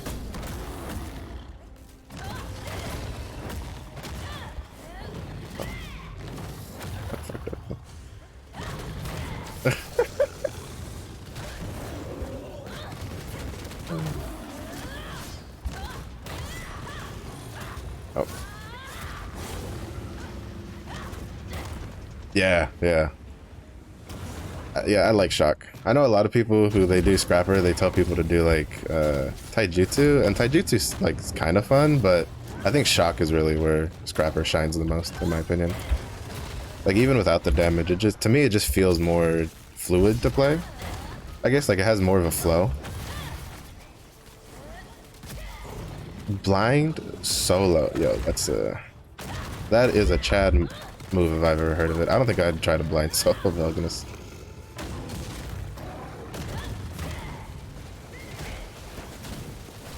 %19 is good. That's really good for a first attempt. I don't even think I could get to 19%. Because I've heard I've heard Velganus is pretty tough. Especially for like, since, you know, as a shock trainer, you have a lot of like animation commitment, right? So I'm pretty sure you probably, from what I've seen, he has quite a bit to punish that. So, but I think you'd be able to get it pretty soon if you could get 19% off of a first try.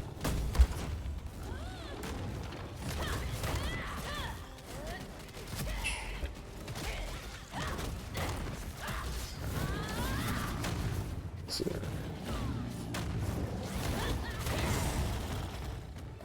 Yeah, I'll just wait for this debuff to get off. Or not. Alright. Alright, you win. Fine, fine, fine. I'll keep the debuff.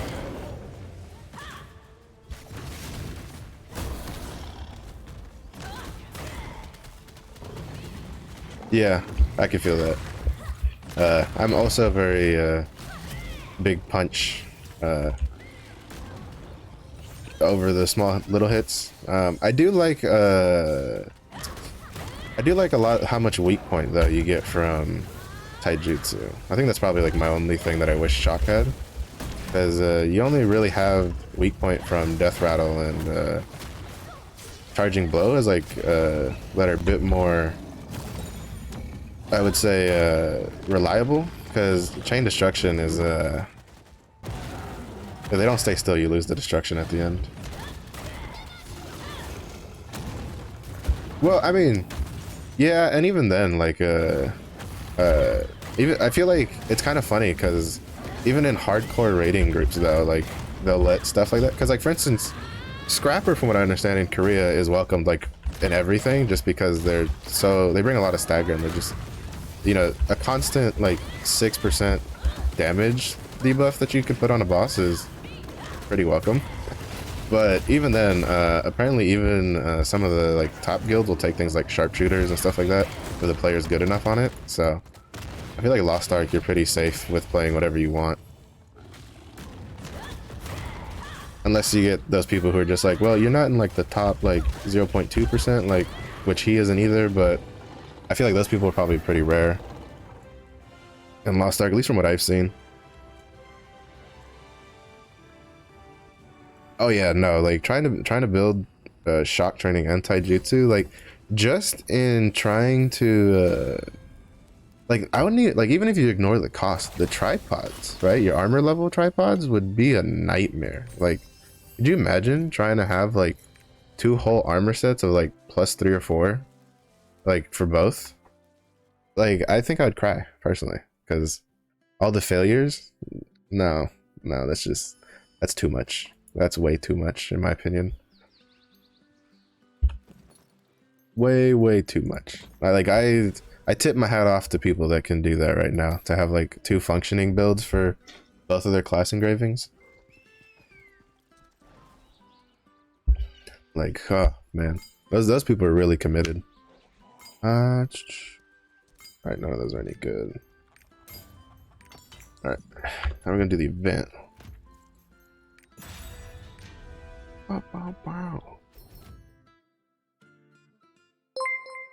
Oh, thanks for the follow. I really appreciate it. Fridya, today must be an extra good day. So I'm imagining you've done. So you must have done Argos, yeah, on the on your shock training. Like, how is it dealing with like his hind kicks that he likes to do a lot? Is that like a pain, or is it not too terrible to deal around with it? Because that's the only thing I'm dreading from like Argos. Because I've seen I've seen streams and people doing it, and I'm like, those back kicks are I'm gonna eat a lot of those trying to like deal damage on him. Yeah, I dug that one up from a couple places. No, that's from Inven, the Korean forums. Someone put it on the Lost Ark Discord, and I was like, I'm going to borrow that. Thank you. I don't know who did it. I tried looking for it and I couldn't find like, it was, again, I can't read Korean, so I just couldn't figure out who made it first. Yeah, the back kicks, because like I feel like those are, I'm probably gonna die at a couple of those back kicks, I'm perfectly honest. Yeah, no, I wish I was good enough to make that kind of, yeah, no, it's, I guess I could try. Like, I feel like maybe if I put a little bit of time into it, I could probably make something close to it. But no, the others, if you're looking for stuff like that, like the Korean Inven is a fucking gold mine for that kind of stuff.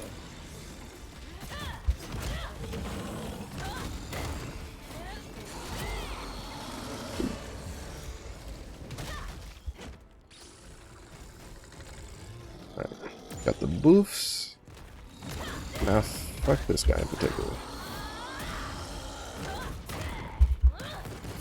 Okay, yeah. Oh, okay, all right. So it's kind of like a Grexion. I got you. I got you. Yeah, Grexion. I kind of like started developing a feel for when he's about to like jump or something. All right, so that shouldn't be too bad, man.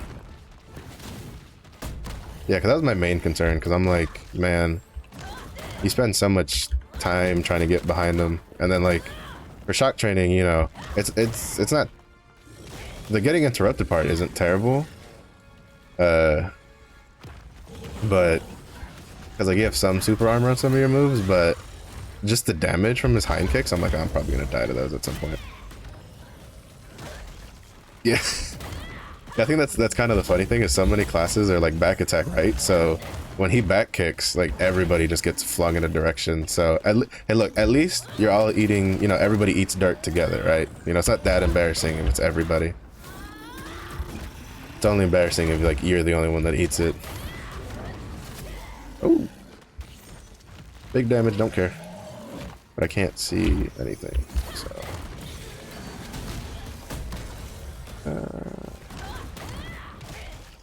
Here we go.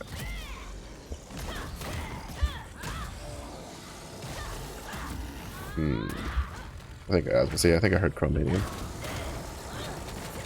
But yeah, I'm hoping. My goal is. So I got 1365 yesterday. So I'm hoping that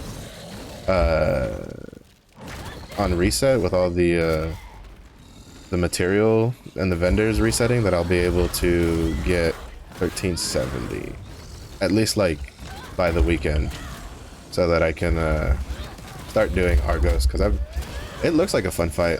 Like I'm really looking forward to it. I just don't know if I should try like phase 1 and 2. I don't know if I want to deal with the whole like, nothing would make me cry more if your like fully charged death rattle gets blocked, right? Like, oh my god, I think I would need a therapist if that happened to me.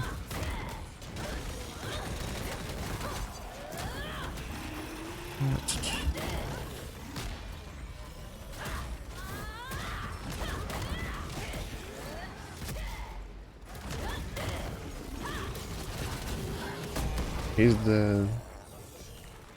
Go this way. Oh, sweet. Beautiful.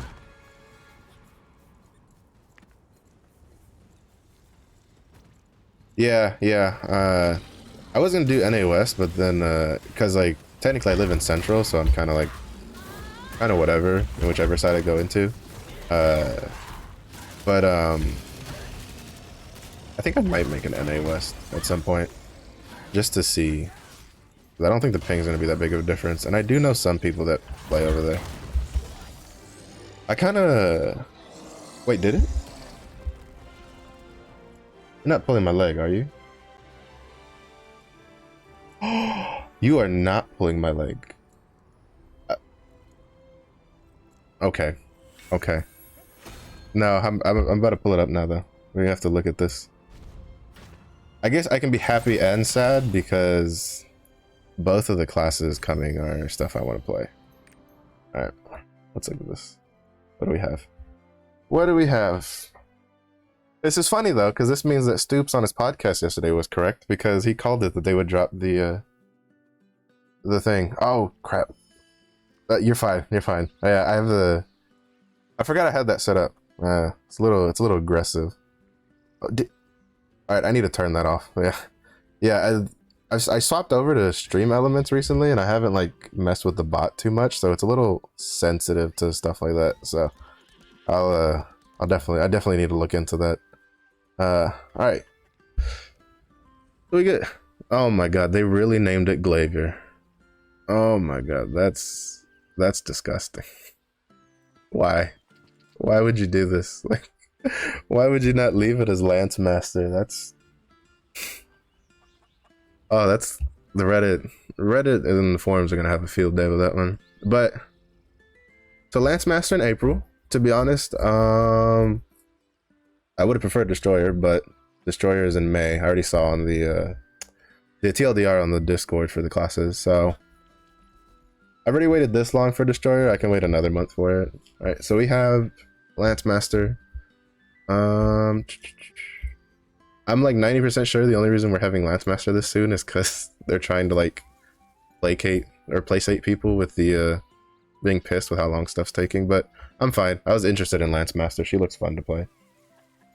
South Vern. We knew South Vern was coming. So that's pretty cool.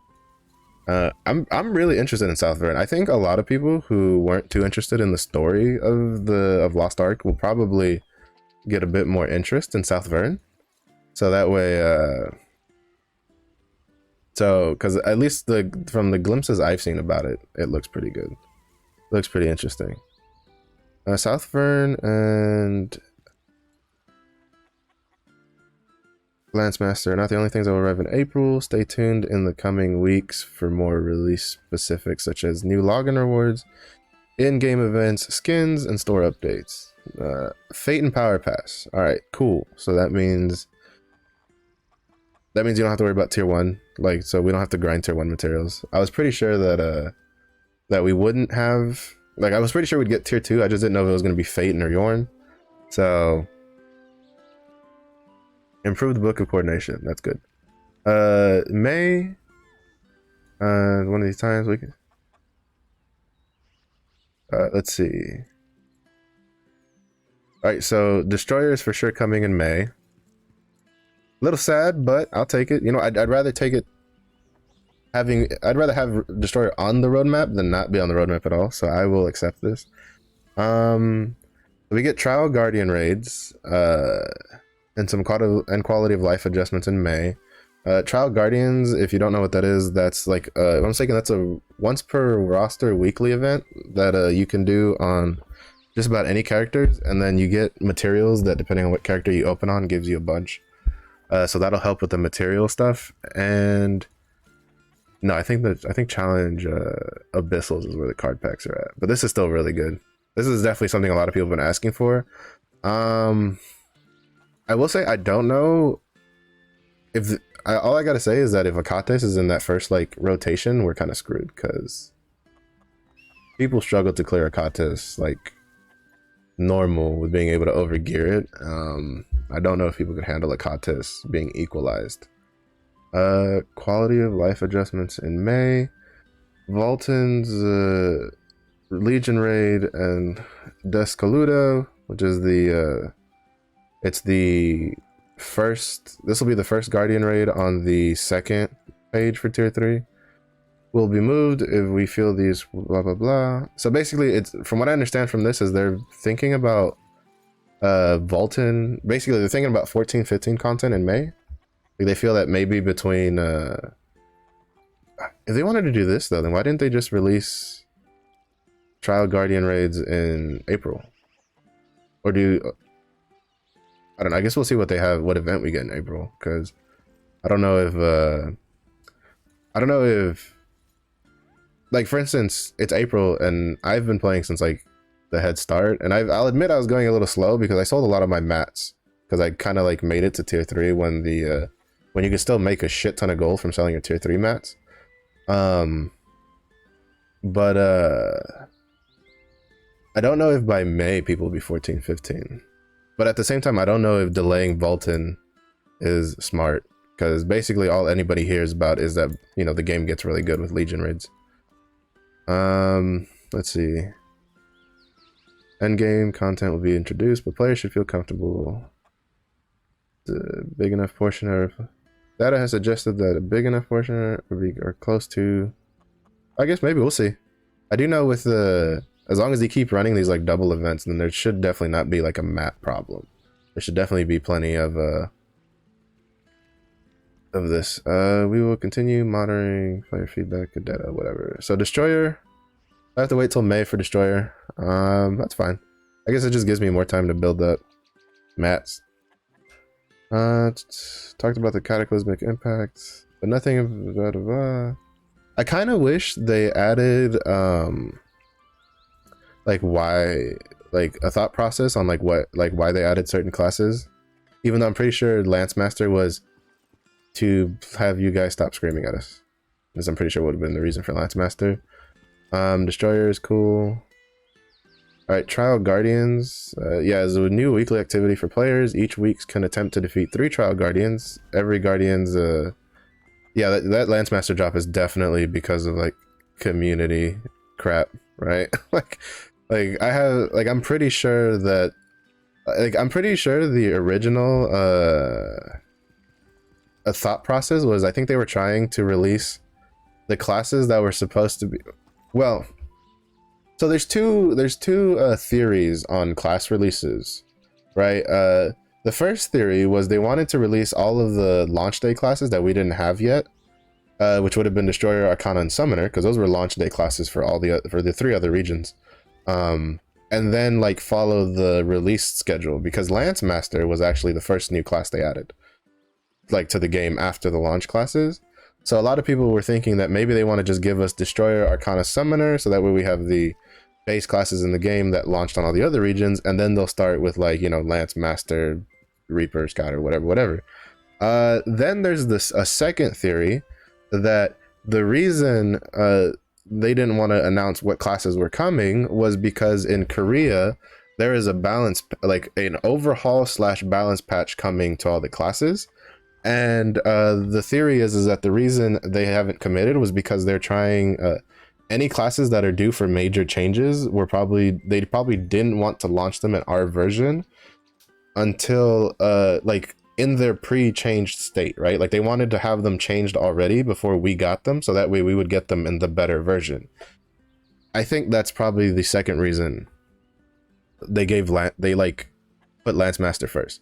So like, because the patch in Korea for the classes actually got delayed, because it was supposed to be from mid-March to early April, but it got delayed to mid-April, early May. So if this might lead some credence, like the Lance Master thing is definitely because you know, they like, everybody wants Lance, like all they ever hear about is Lance Master this, Lance Master that, even though, to be honest, I'm interested in Lance Master, but I personally could care less at what point Lance Master came out. Like for me, she's always just going to be an alt. Like for me, like Lance Master, I doubt will overcome even Scrapper for me, because I just love Scrapper too much. But I think Destroyer in May kind of leads some credence to the second theory, that maybe they didn't want to release classes like Destroyer and Arcana without their like changes, because according to the Korean community, Destroyer is slated for a very big change in the patch, or at least they're expecting them to change them a lot. But either way, personally, I can't really complain class-wise for the classes coming out. There are two classes I'm interested in playing. They're both classes, they're cemented on the roadmap. I do kind of wish they had given us an actual like date, right? So like, is Lance Master coming on the April update, which would be the 14th? Is she going to come early, which would be the 7th? Like, when are we getting Lance Master? Because I'm pretty sure a lot of people would like Lance Master while at least having the two events running, because Naruni Racing finishes on the 14th. But I'm pretty sure that classes probably won't launch outside of the main monthly update thing, which is like, if they stick to what they did in March, it'll be April 14th. So I imagine we'll probably either get Lance Master this Thursday or next Thursday, but either way, it's soon. I doubt they'll do it for like end of the month. People would lose their minds. Yeah, so here's the Challenge Guardian raids. It's a weekly thing. Basically the way Challenge Guardians work, it's once per week per roster. You have 3 you can do, each give you rewards, and then every week one Guardian will rotate out and a new Guardian will rotate in. So basically it's just a slow rotation process that goes through. Earlier in the stream I kind of talked about it a bit. We've technically faced some of the Challenge Guardians already.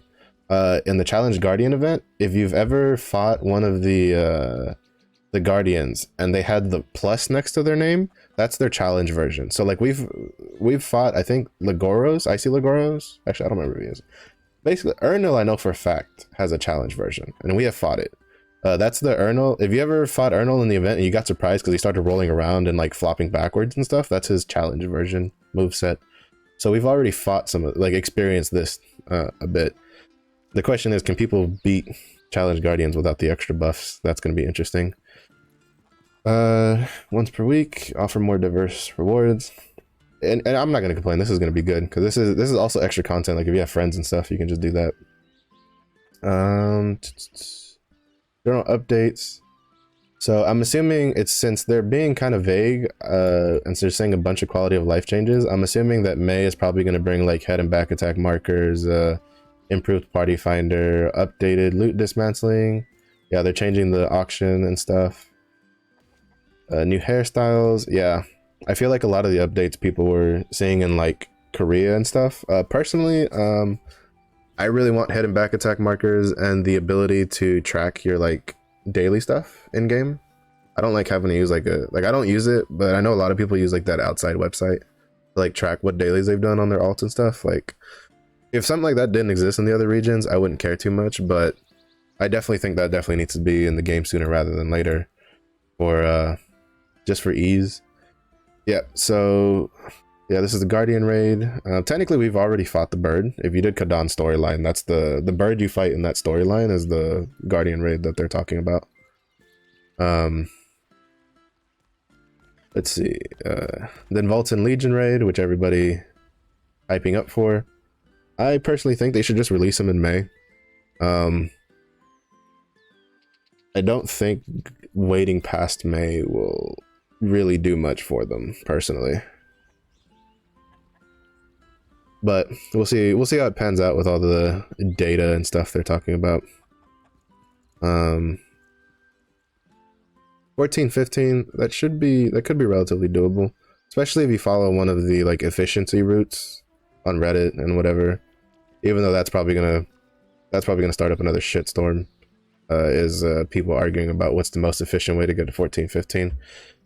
But I'll leave that to the math heads. This is April, May. Change. Yeah, I mean, to be honest, from what there's to read, there's really, they gave us a lot while giving us almost nothing at the same time. It's kind of funny how I think they're like one of the only game companies I've ever dealt with that are really good at that. Because like for instance, Vulcan and Descaluda it was kind of like we already knew they were coming in May, or at least they were slated for May.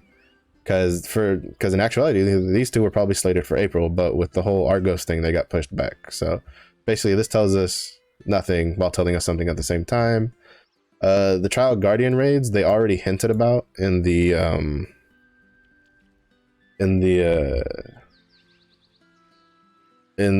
I think it was like the March message, when they made a mention about oh no, it was in the when they were talking about nerfing some of the Guardian raids. They had made a mention about the challenge Guardians already, so we knew these were coming. I'm just surprised that they're coming in May. I honestly would have expected these in like April. I think the really big news is simply Lancemaster in April, Destroyer in May.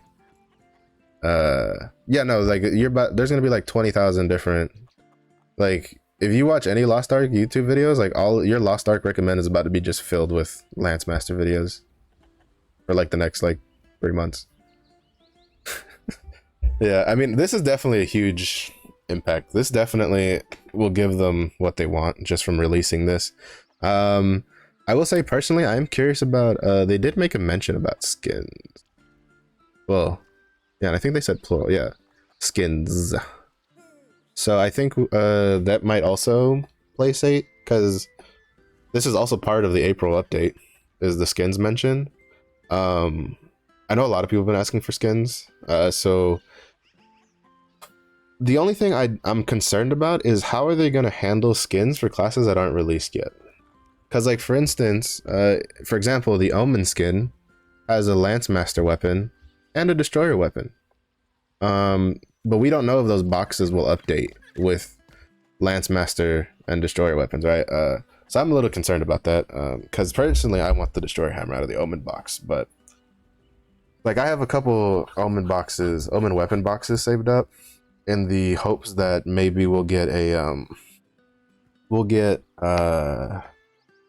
they'll get updated with like classes that have those weapons but aren't released yet. But yeah, no, that Lancemaster announcement's pretty big.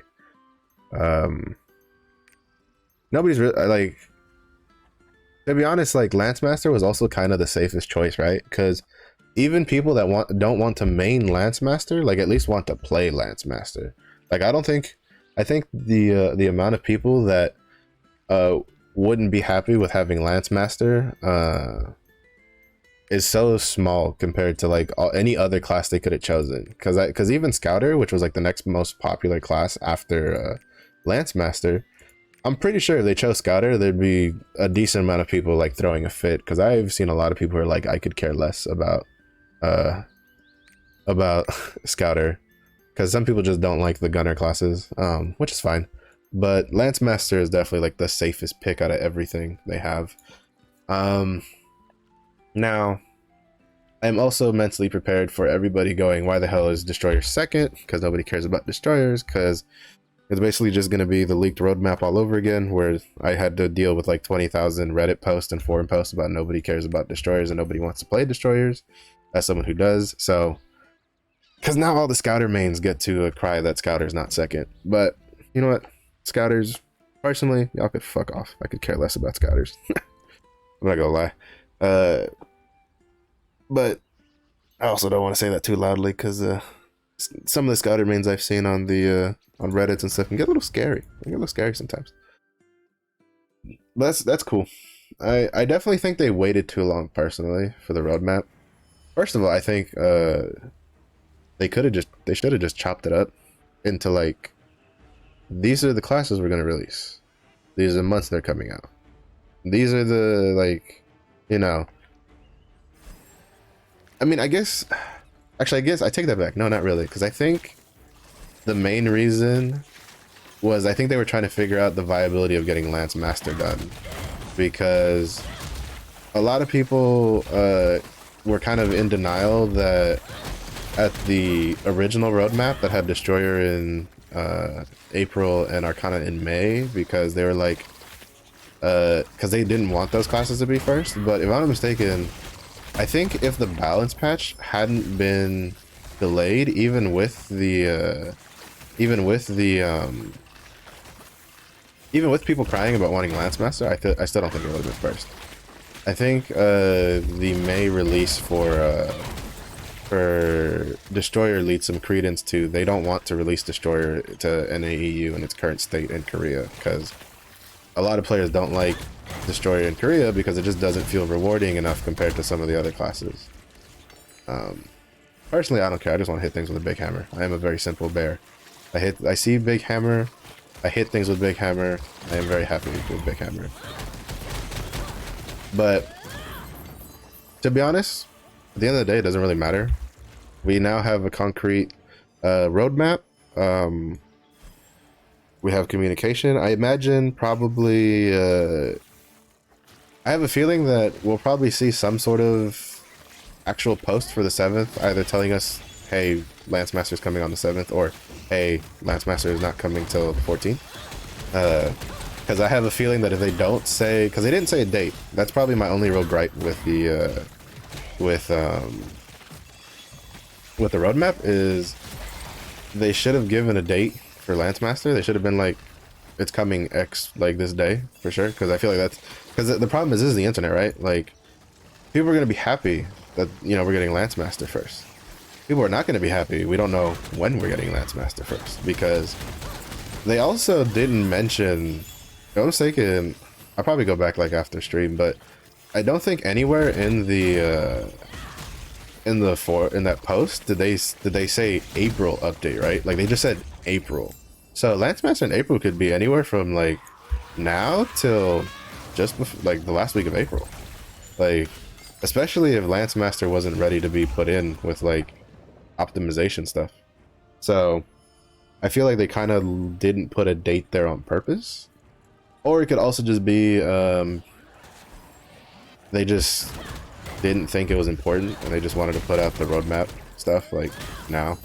Which, fair, to be honest. I think most people wouldn't care about the date until we get closer to the 7th. But that is going to be the next question, because a lot of people are going to be expecting it sooner rather than later. Or at the very least, I think the most common expectation is going to be it's going to be the 14th at the very least. Though I know a lot of people who would want it like Thursday. Like they're like, this reset, I can tell you already, there's going to be people on the forums being like, if Lance Master doesn't come out on the 7th, I'm quitting this game until the 14th, or until it comes out. Which basically is like a couple weeks. Because I already, mostly because I saw a lot of those forum posts where people are like, I'm going to quit this game until Lance Master comes out. Like, well, I mean, I guess you ain't quitting the game now. Especially if, because, we know we're getting a Fate and Power Pass, but we don't know if we're getting anything else with it. Because in Korea, and I think Russia also has it, when a new class releases over there, they have, whatchamacallit, they have the, what's it called? It's like Fast Track or something like that. Basically, they have like an extra event that's specifically for when you make a new character, which from what I understand, it doesn't have to be the new class. It could also just be another alt or something if you're like a new player. But basically that Fast Track thing will give you extra resources and just stuff to help build that alt, and I don't know if we'll, or that new character, and I don't know if we'll get that or not. Which, I mean, just to be safe, I already have like my 2 tier 2 characters have been on pile up resources duty for like a week now. So regardless of what they give us alongside Lance Master's release, I will have a pile of tier 2 materials ready and waiting to help boost her up.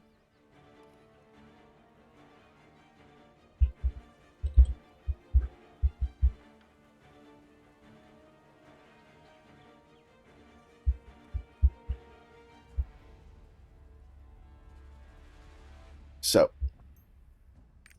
that also, I guess, well, if I had to assume that, I guess that also means that probably the next couple new classes will all have Fate and Power Passes. I guess the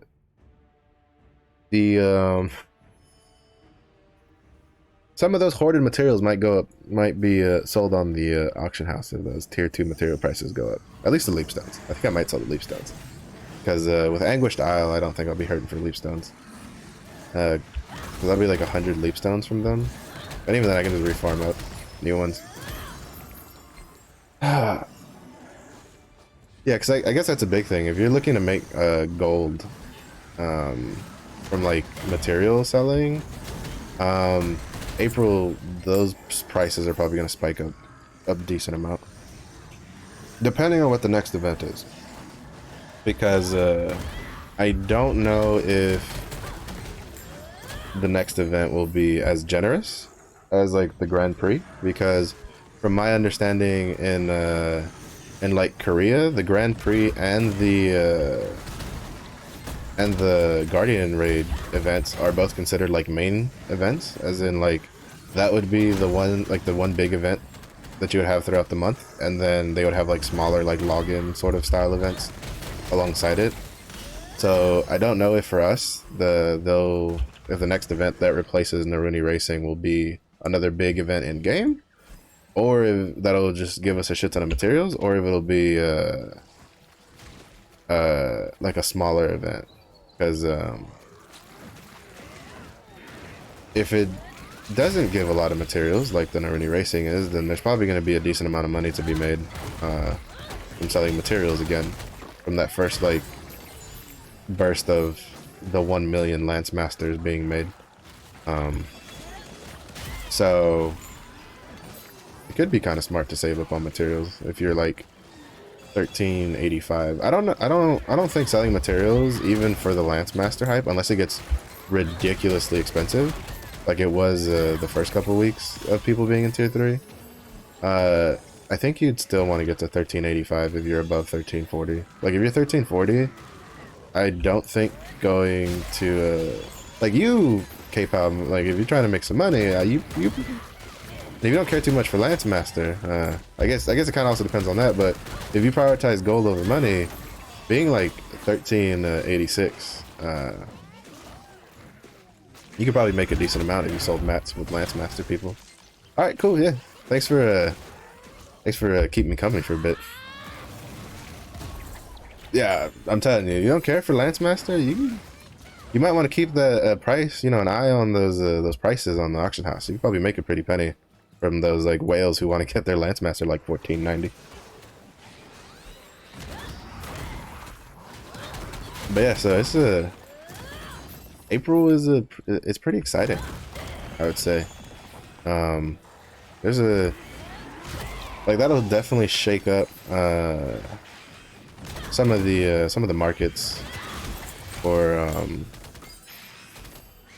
stuff, probably especially materials. Again, if we don't get a lot of if we don't get a lot of if we don't get a big event that gives a lot of materials, and we don't get like the fast track event for stuff like they have in the other regions, tier 2 materials are also going to spike in price.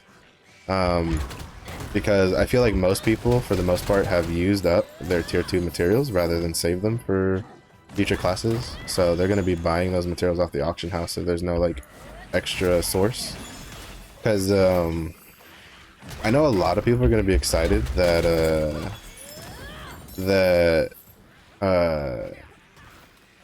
we get a Fate and Power Pass, but I think a lot of people, if they haven't done it recently, forget just how much shit it takes to get from 960 to 1100. Like, I pushed my Berserker from 1000 to 1100, I think like I want to say almost a week ago now. I had 200,000 life shards on him. I had, over 10,000 Guardian Stones saved up, and I had about close to 400 Leap Stones, like Life Leap Stones saved up, and I still had to get more Life Shards and more Leap Stones. Like I had to open some of my pouches I had been saving, or not Leap Stones, Guardian Stones, because it takes a lot.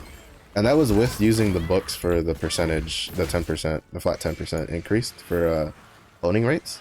So I think tier 2 wise, if they don't add some sort of like extra supplement, that's definitely probably going to be worth probably selling materials if you don't care so much for getting the class up quickly. And then tier 3 for sure, because you just go through so many materials into tier 3, and you know damn well people are going to want to get their Lance Masters to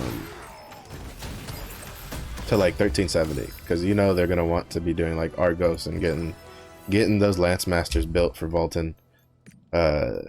So definitely tier 3, the mats are probably gonna spike in price a bit. I don't know for how long, I don't know for how much, because again, if they have an event, it'll definitely kind of cut the edge off of the like it'll definitely cut the edge off of the spike of price for materials, but there's not enough materials on the weekly reset, especially if they put Lance Master on the 14th, because we lose a whole event on the 14th. You don't get enough materials to get from, you know, 960 to 1370 in a day. So all those like whales and stuff are just about to buy a crap ton of materials off of the auction house.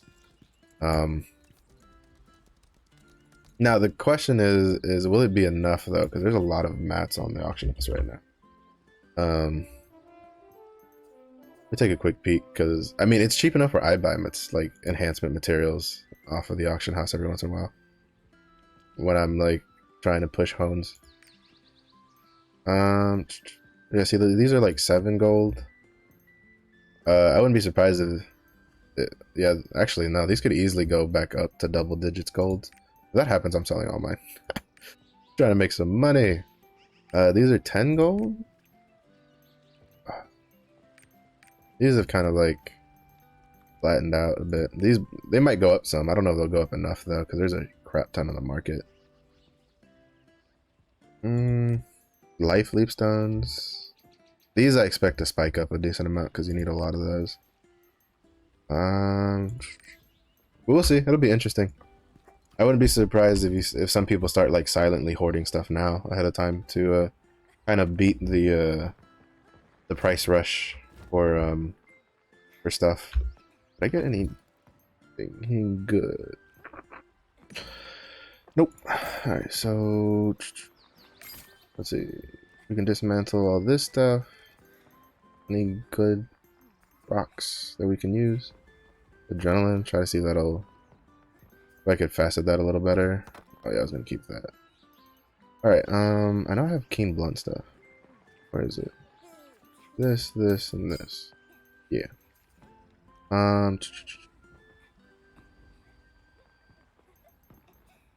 The endurance, swiftness, specialization, but it's really bad quality. Swiftness. Oh, I almost scrapped a tripod armor. I would have cried a little bit. Those are pretty hard to come by right now because I don't get very many very often. Because I have most of the ones I need. Most of what I'm waiting for now is for whatchamacallit, for oh, what's the word I'm looking for? Oh, for level 2 and higher stuff. So what's on this actually? Okay, Death Rattle Shock Explosion. That one's a pretty important one. Cross my fingers and hope that one succeeds. Alright, so where is that?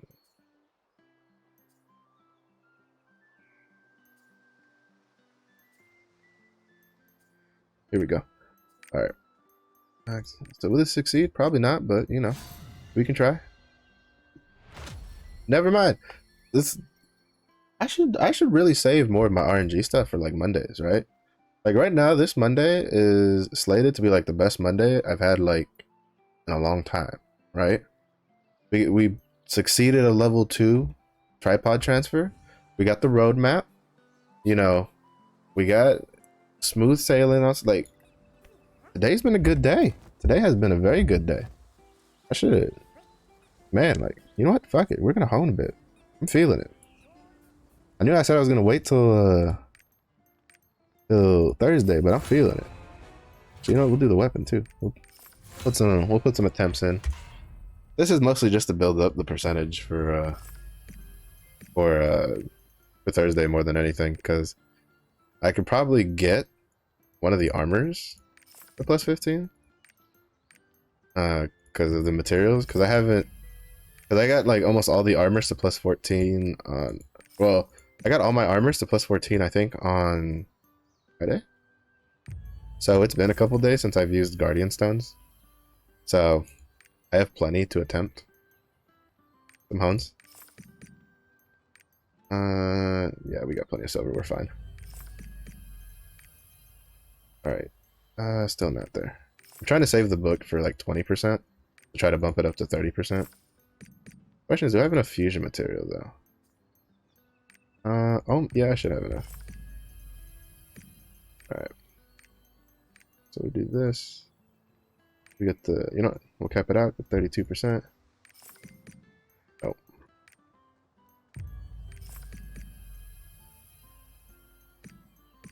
Oh, there we go. Alright. I almost freaked out for a little bit because the gloves disappeared, but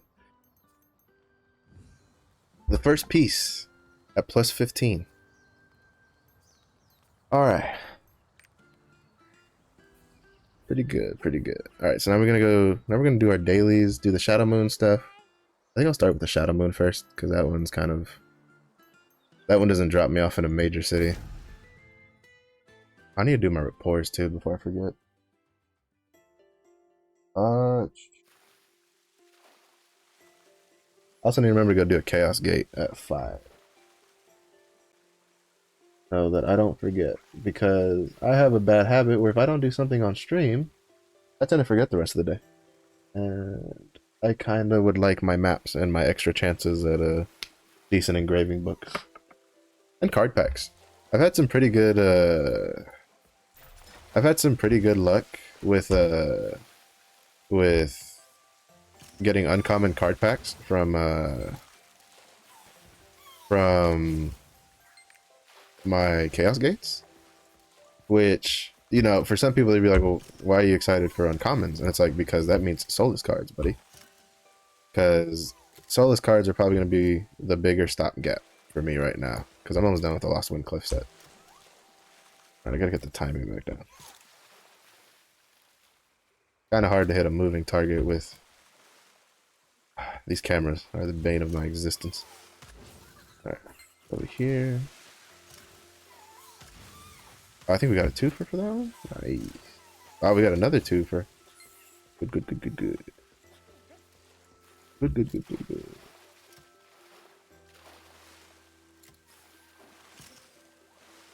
Um, really? Am I just like too far? Yeah, it might be.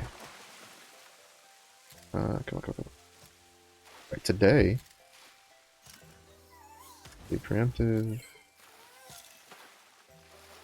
I keep missing because I don't like. I look away to make sure that I hit the bar, and then they move like in that moment. I think he's actually. I think that one's just bugged. Yeah, I've hit him like 3 or 4 times and he doesn't complete. I do this.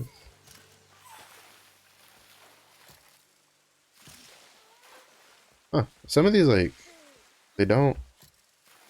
They're like ignoring the flash. That's a little disconcerting. Alright, I think there was another spot over here that was pretty good for population wise. Alright, we got enough of those.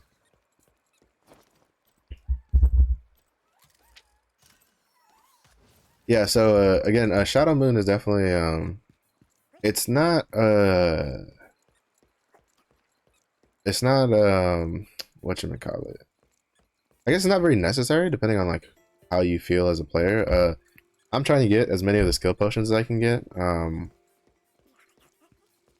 before, you know, now rather than later, because in case you don't know, at level 55 you'll be able to push your abilities to level 11.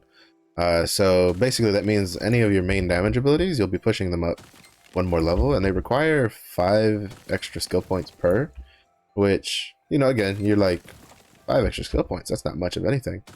But when you consider it's 5 extra skill points on top of the 48 you had to spend previously, that's you know, that's what, 53 skill points per skill.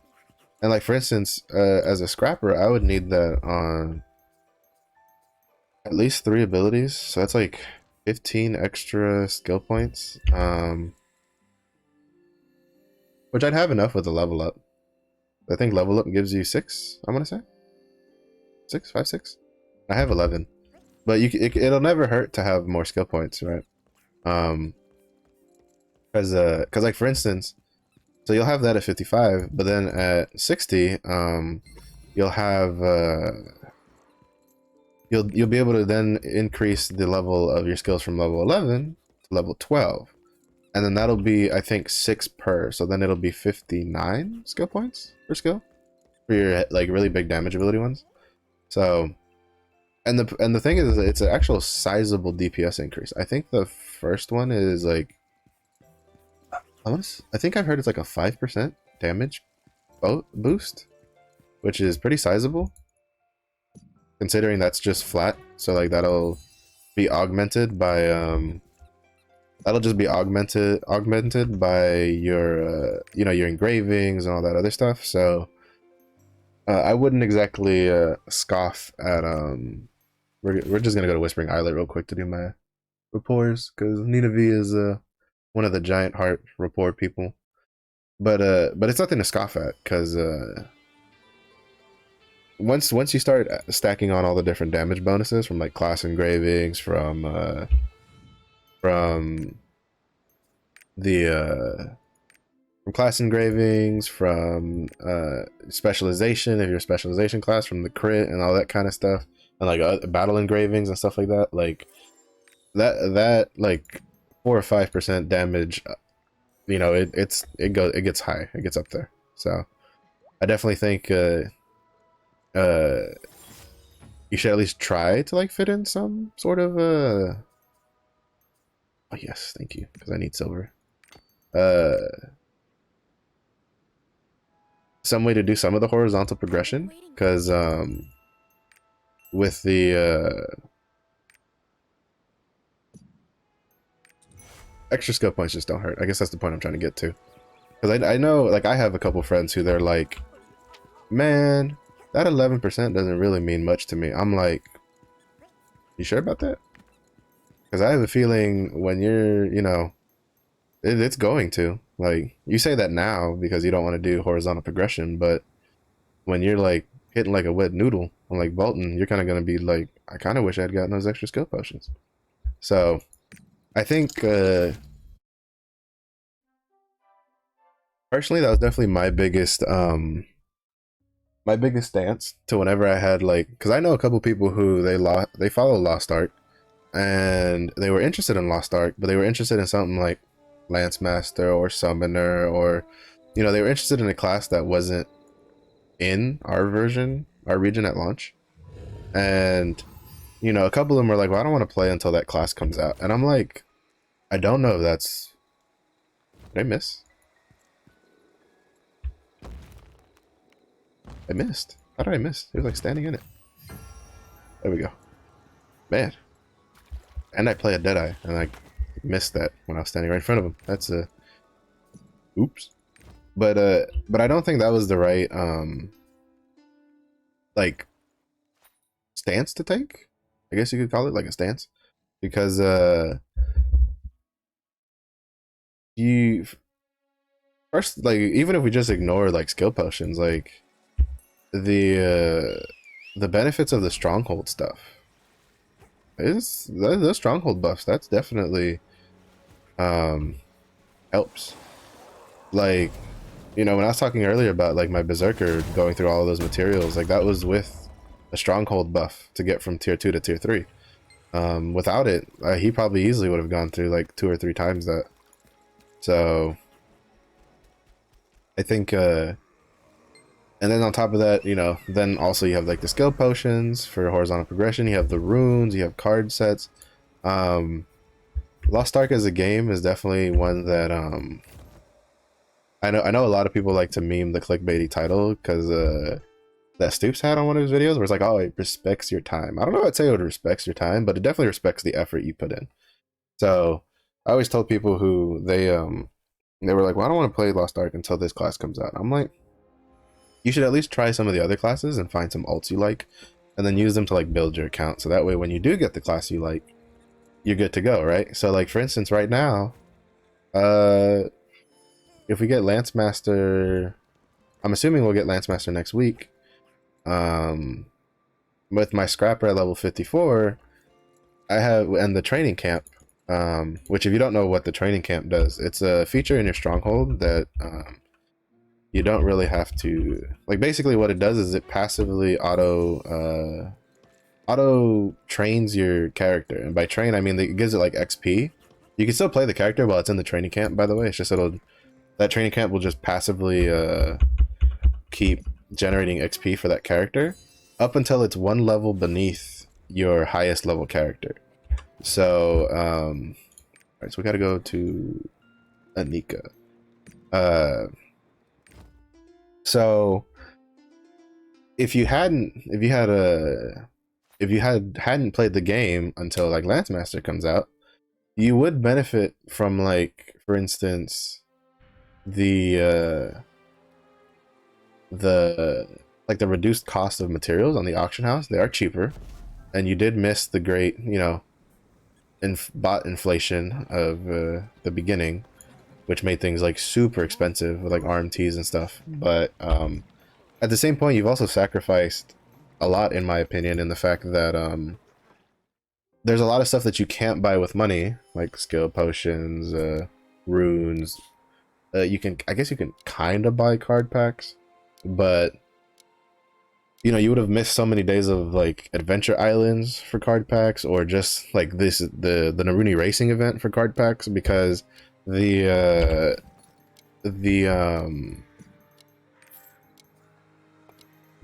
whatchamacallit, the Guardian raid event does not give card packs, right? It doesn't give any of the extra stuff. Like Naruni Racing gives card packs, and it gives the legendary card pack on top of 10 any card packs. It gives pirate coins. It gives a lot of extra stuff that you don't really get from the Guardian raid one. So if you didn't play at all during the Naruni racing, I really feel like that was a mistake, because the Naruni racing, the extra stuff you get from Naruni racing, you could have stocked up for a character that you really wanted to play in the future. I like the only, well, at least like for, I guess like the bound mats would have been kind of hard, but you could have at least stocked up on like pirate coins and like card packs, so that way you could help work your way towards a crit rate set for like Lance Master. Let's say you were waiting for Lance Master, and like now if you had been playing from like launch, you probably, for the most part, I feel like most people would at least be most of the way done, or at least have a good chunk of cards completed for their for the crit rate card set. You probably have a decent amount of runes now, so that way when you get to finally play Lance Master here in like a week or two, whenever we get it, she'll probably feel a bit more complete, because there are classes that they just don't play very nice. They don't feel very smooth to play without stuff like skill points and runes and stuff. You also have the ability to save up, you know, some gold for gems and like engravings, because you know you still have to buy the class engravings for the new class to come out. And if you waited till now to play the game, you're not gonna have like the gold to buy those engravings, right? So I feel like, and I feel like even like if you waited till right now, like waiting till the very absolute last minute for like new classes to launch is probably like not a good idea, but giving yourself some sort of head start was good. Not to mention that, again, it's a bit of a point of contention. I do know there's people that don't like it. I personally don't mind it, because I am a bit of an altaholic in almost every game I play, but there are a lot of people that don't like that Lost Ark is kind of known as the game that you need alts. Now, to be honest, if you're only interested in one class, why don't you just like make that class like 6 times and just play that class 6 times?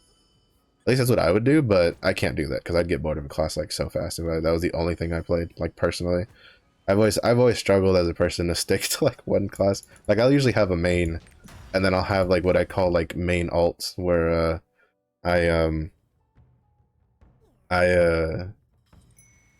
are usually just below my my main, like by as close as I could like possibly get them. So so it's just it is what it is. For me, at least, it's not too big of a deal. But yep, next month is gonna be exciting. That Lance Master, new skins, new event. I'm curious if it'll be like a big one or not. May, in my opinion, will be even bigger because we get a whole new continent in May on top of getting so a whole new continent means more chaos dungeons. Well, ish, because our chaos dungeons go pretty high in like item level stuff. But oh, cutscene. I watched the cutscene. The last cutscene for that I did like yesterday for this was actually really cool. Is that it? It's Guardian Luen, isn't it? Greetings, Luen. Oh, you straight up like wake him up in this report quest. That's actually really cool. I missed you too, Luen.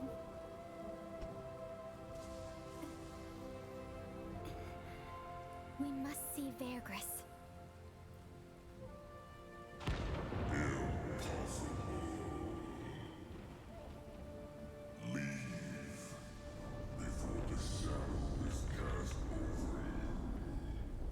I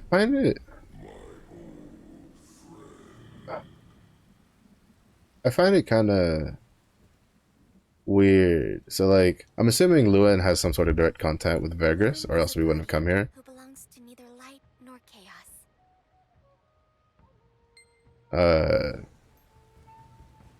I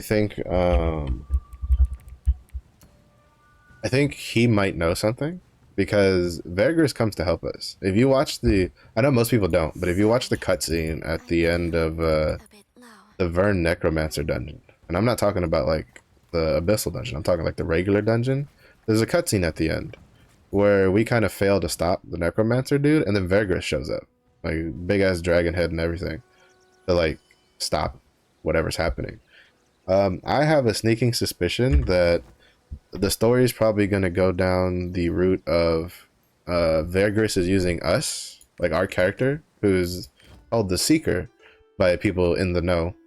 Hence why, you know, we're seeking the arcs, because that's kind of our thing.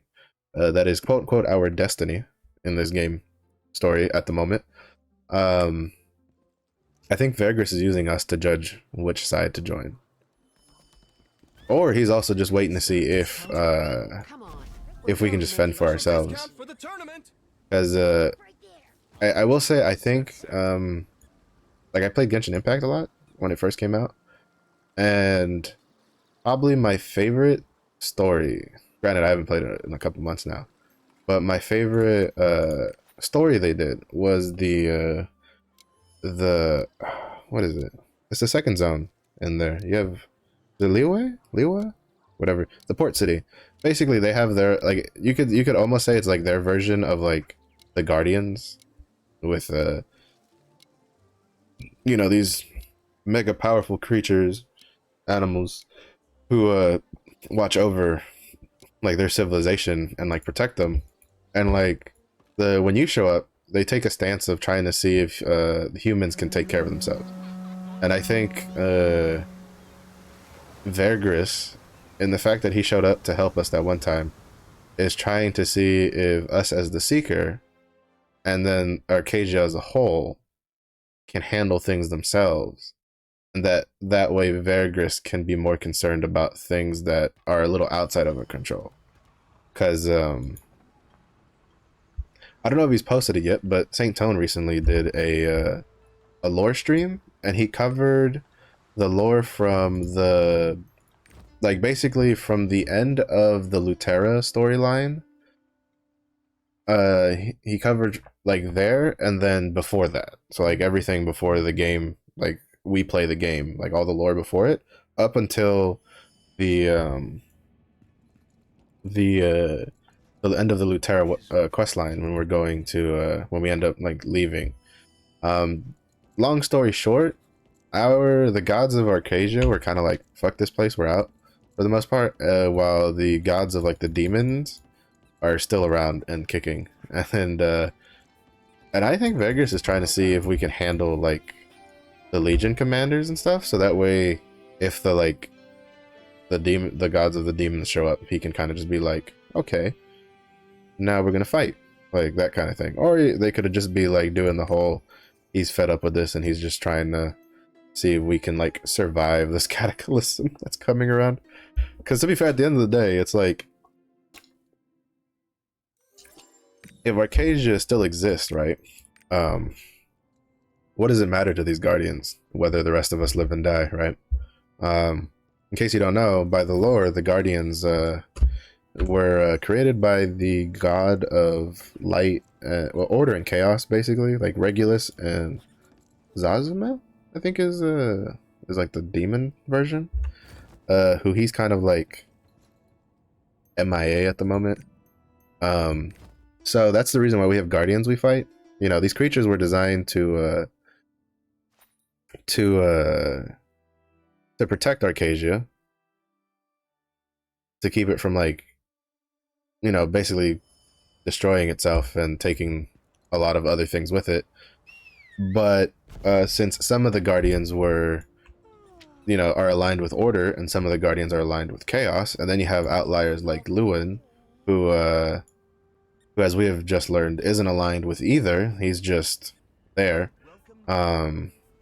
He's a guardian, but he's not. First of all, he's one of like, if I'm mistaken, he was created. I think he was created by Vargas. Like he's one of only three guardians with like the mental faculties to like speak and understand things. So, you know, he's a little special, but basically the reason we're fighting guardians, even though they're supposed to protect Arcadia, is because during the Chain Wars, they basically went insane when the like dark gods showed up and like caused everything that was chaos to kind of like fall under their control. So that's why we're fighting cute little Ernal and Chromanium. My poor little babies. They're being driven insane. Alright, so we got like 20-ish minutes to the Chaos Gate. I need to... Oh no, right, we're doing Harmony Island. Taking for the Adventure Island at the end of the stream. Which, to be honest, that island is basically dead to me. Since I have the song. So, which took me like a week and a half to get, because the sheer amount of RNG that it took me to get that song is a bit more depressing than I want to remember. Because there was like me and like two other buddies of mine where we were all like trying to farm that song together, and both of them got it in like the first like 2 or 3 days, while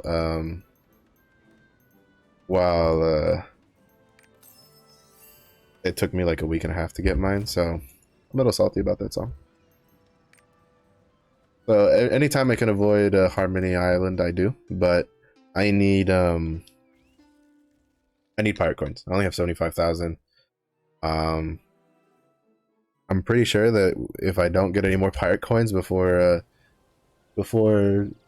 Thursday, even with the shop reset for the pirate coins to get out of the shop, I will definitely go broke and won't be able to afford for the week after. So, because at the end, my goal is to get to 1370 this Thursday with the reset. The end goal is actually get to 1385, so that way I can get the stronghold buff. So that way I can level things up in tier 3 a little easier. So, you know, pirate coins are something you always need. I kind of wish there was more reliable ways to get pirate coins, I guess. I don't know. Like the only ways I know to get pirate coins are from adventure islands that give pirate coins as a reward, and then like your dispatch missions give you pirate coins. And even then, you're spending pirate coins to send them out.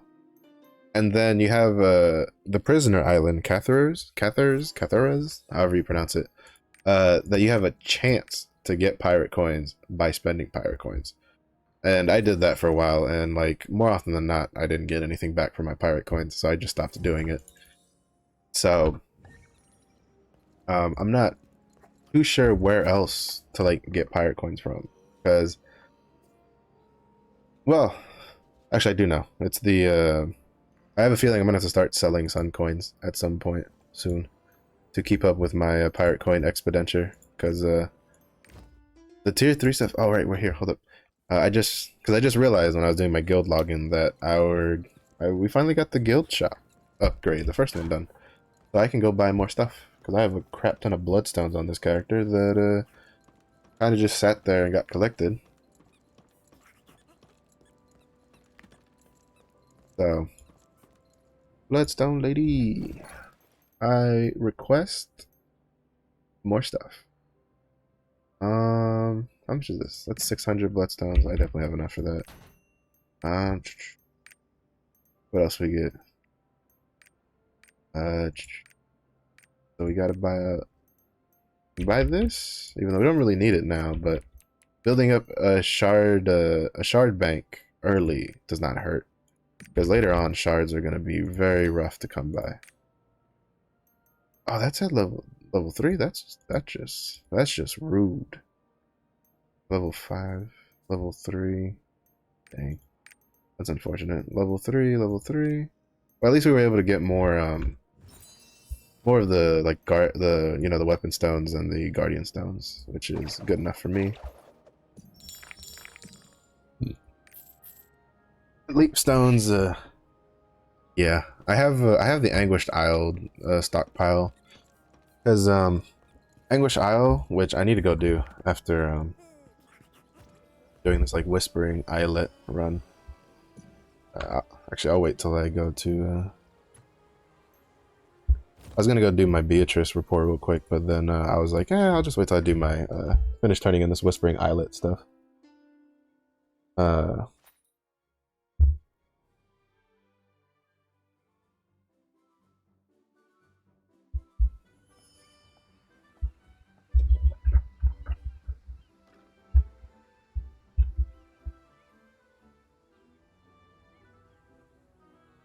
So yeah, so Anguished Isle, in case you don't know, or if you have done it but didn't really look too deeply into it, there's I think it's 50. You have 50 leap stones you can get for both tier 1, tier 2, and tier 3. Not tier 1, sorry.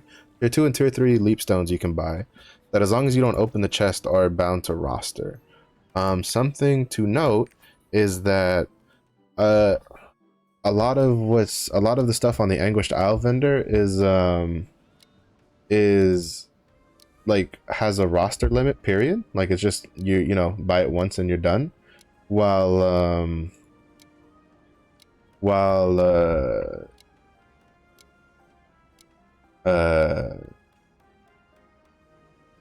the leap stones are actually once per character, which is interesting enough. So basically, every character you can get to Anguished Isle, which basically requires you to get to 1302 really to get there, because you go to Punica and you go from there. Because I think you have to be 1302 to buy it anyway.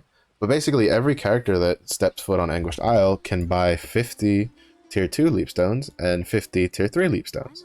So that's another big note. I used some already. I plan on using more. I'll probably end up using more when when Thursday rolls around, because I had to, even with the like this last reset with the shop opening and whatever, I still had to buy I still had to open some of the leapstone chest that I got from Anguished Isle to get to 1363.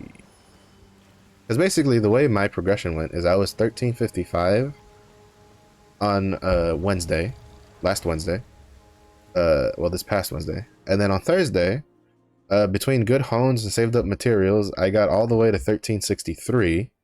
And then from then till now, I've gotten, well, I think yesterday I got to 1365 because I was finally able to succeed the hone on my weapon.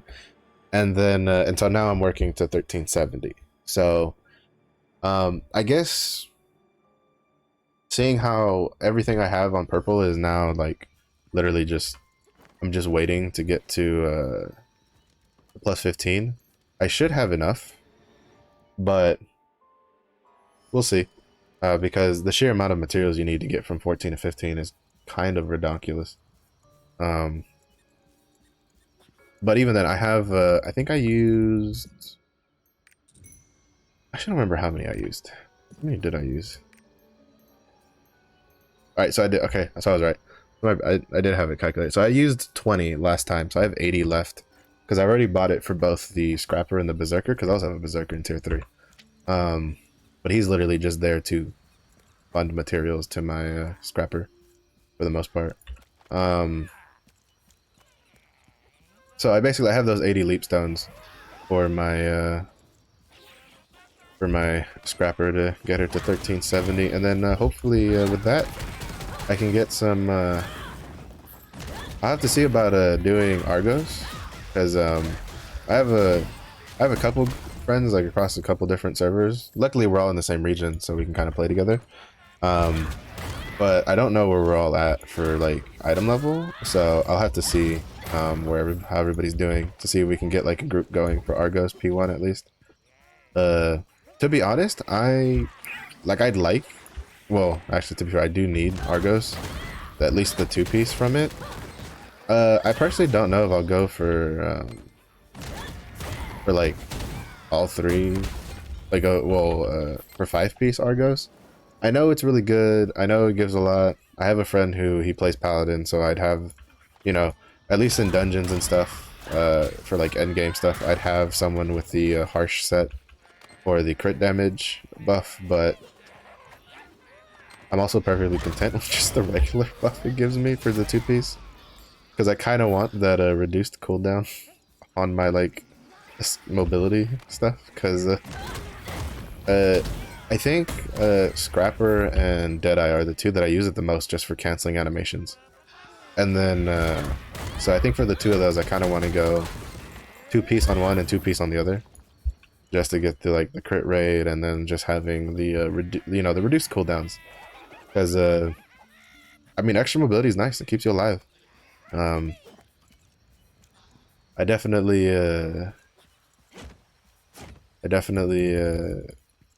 can't look down on that. Even though it's also been said that if you don't have like, if you don't do content, uh,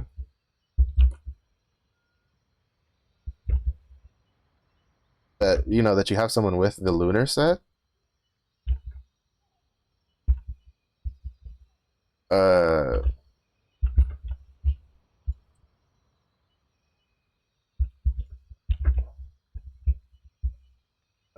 if you don't have someone who's running with the lunar set, you kind of, from what I've heard, the solar set is actually like on par with the chosen set. And depending on what class you play, like I've seen a lot of gun lancers with their armor, because that's another thing is like, I like, as much as I love skins, I also like when like in-game armor looks good. Like to me, I'm a diehard fan of the tier 2 scrapper armor. If I could have a skin for the tier 2 scrapper armor of either color, like I'll take, a skin of the red version or a skin of the silver version. To me, they both look really good.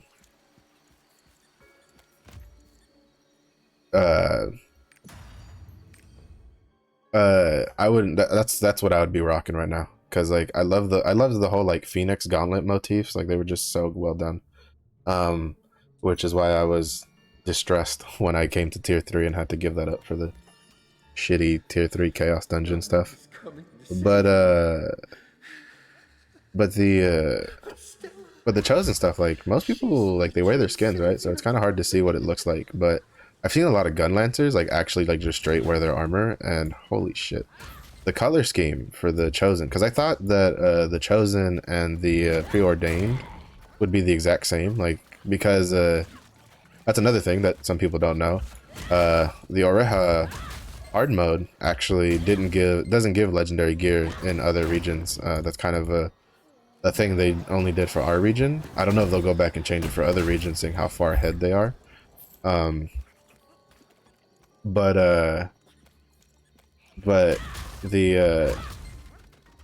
basically the model itself is the same model as the solar armor set, or as the preordained set, because I don't know if the lunar armor set is in a different color than the solar set.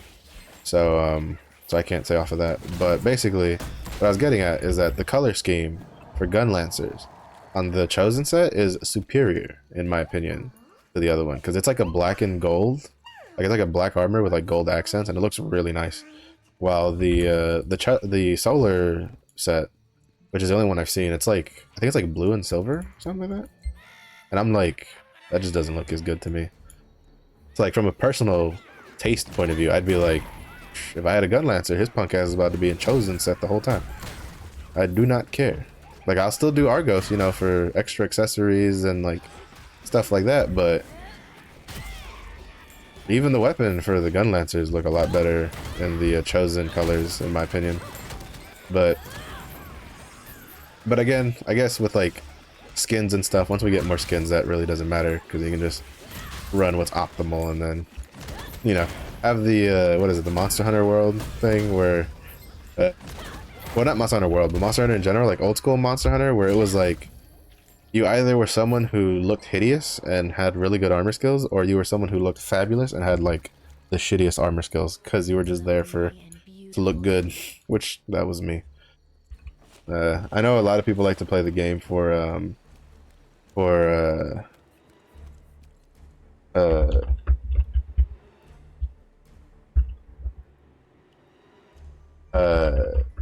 lot of people like to play the game for damage,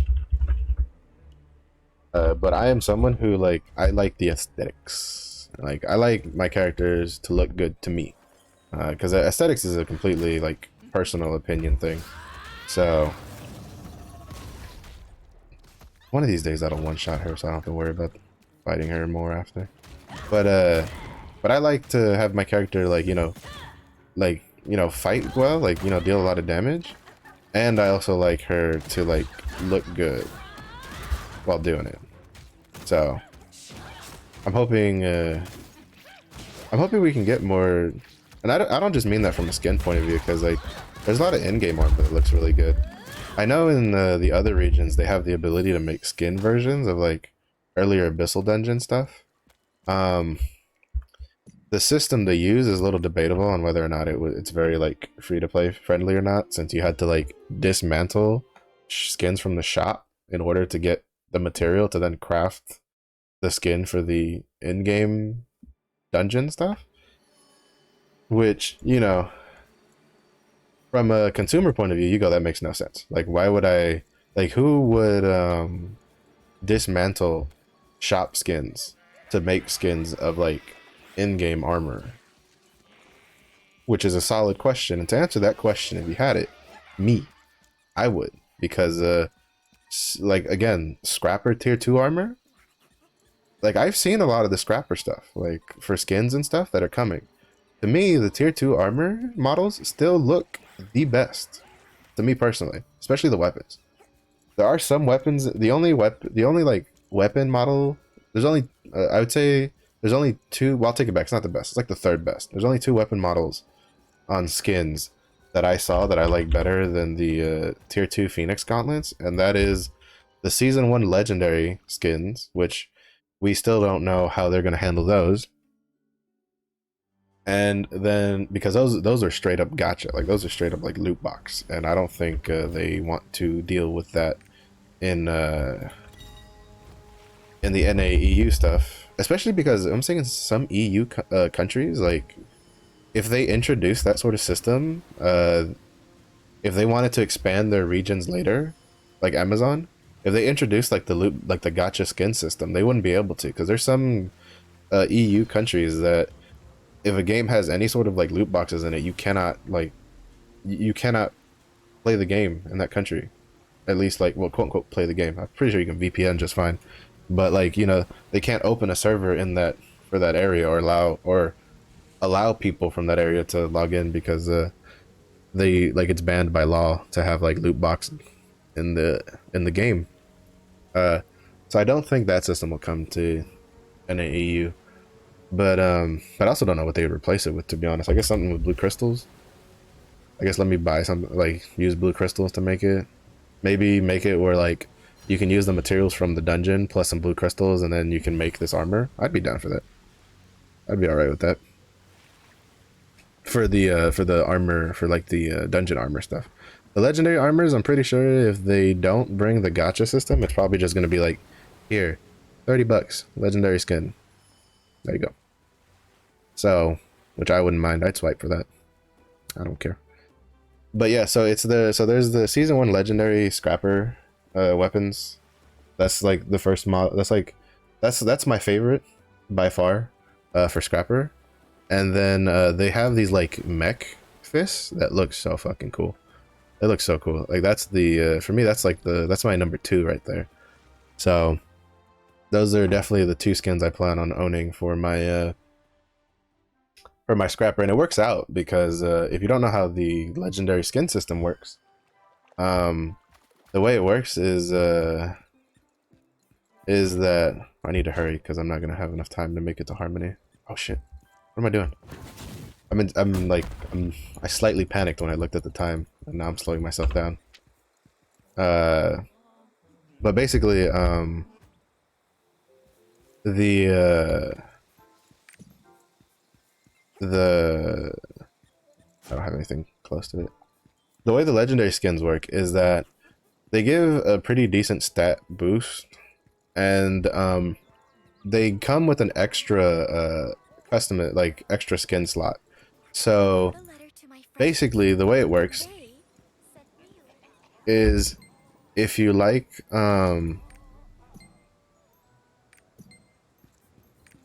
if you just want the stat boost but you don't like the way the legendary skin looks, is that you can then take a skin that you do like and put it over the legendary skin. So that way you can have the stats from the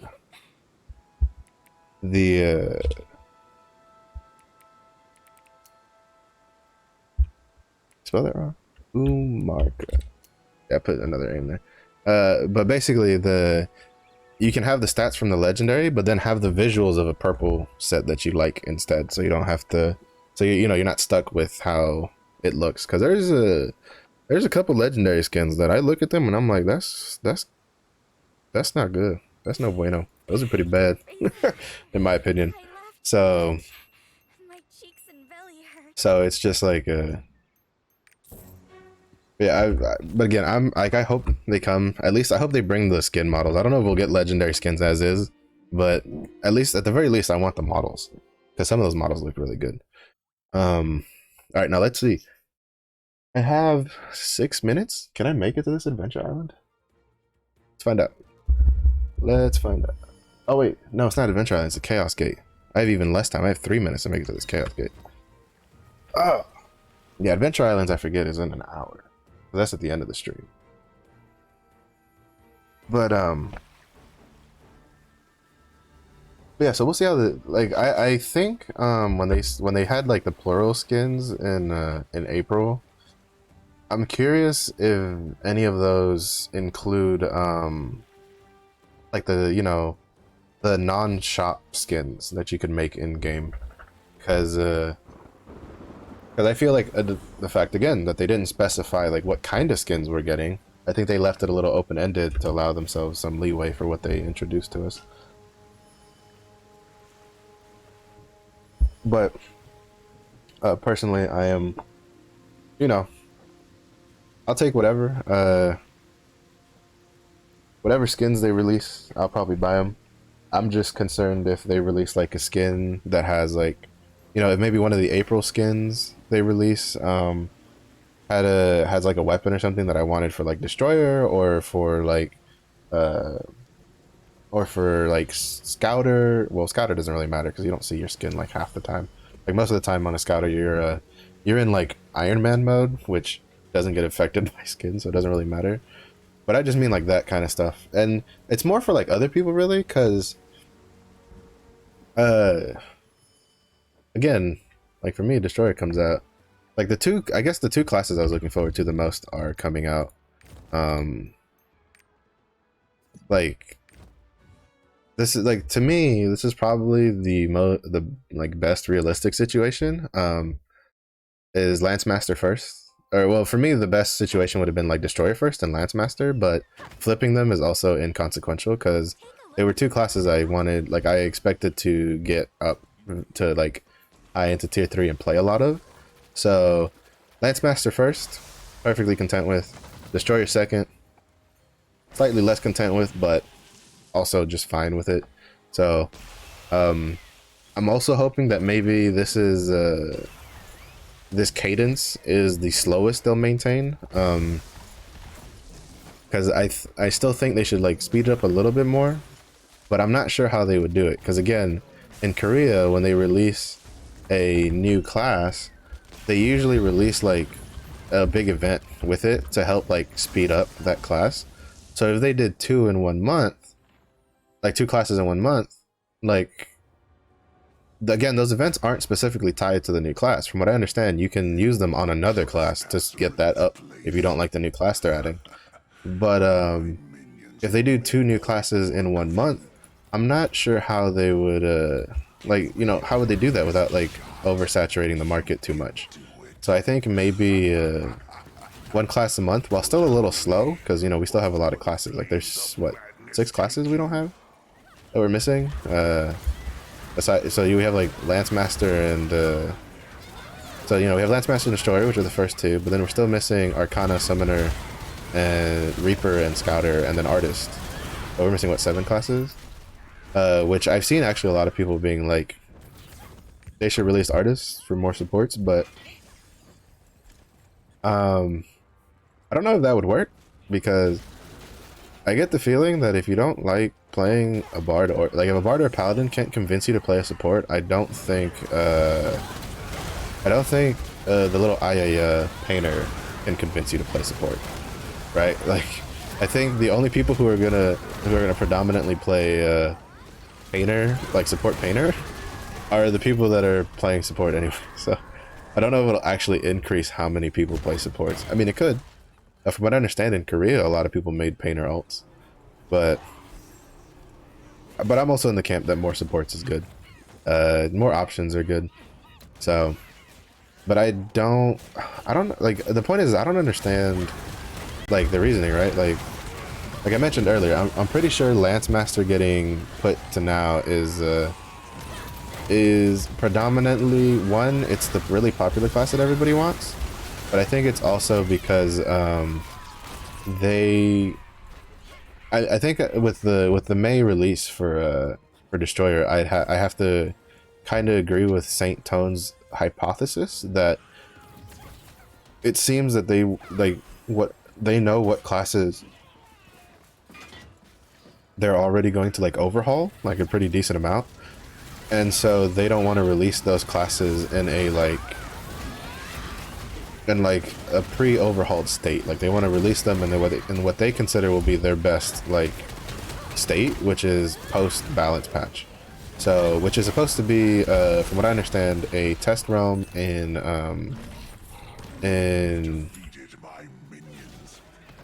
a test realm in mid-April, followed by the actual, I was thinking the actual patch comes out like early May. So at that point, you know, as long as the testing stuff is done, it doesn't really matter like when the patch comes out. Korea, like they can just, you know, release Destroyer in its post-change state, release Summoner Arcana if they're going to make any changes to them in their post-changed state. So it's like,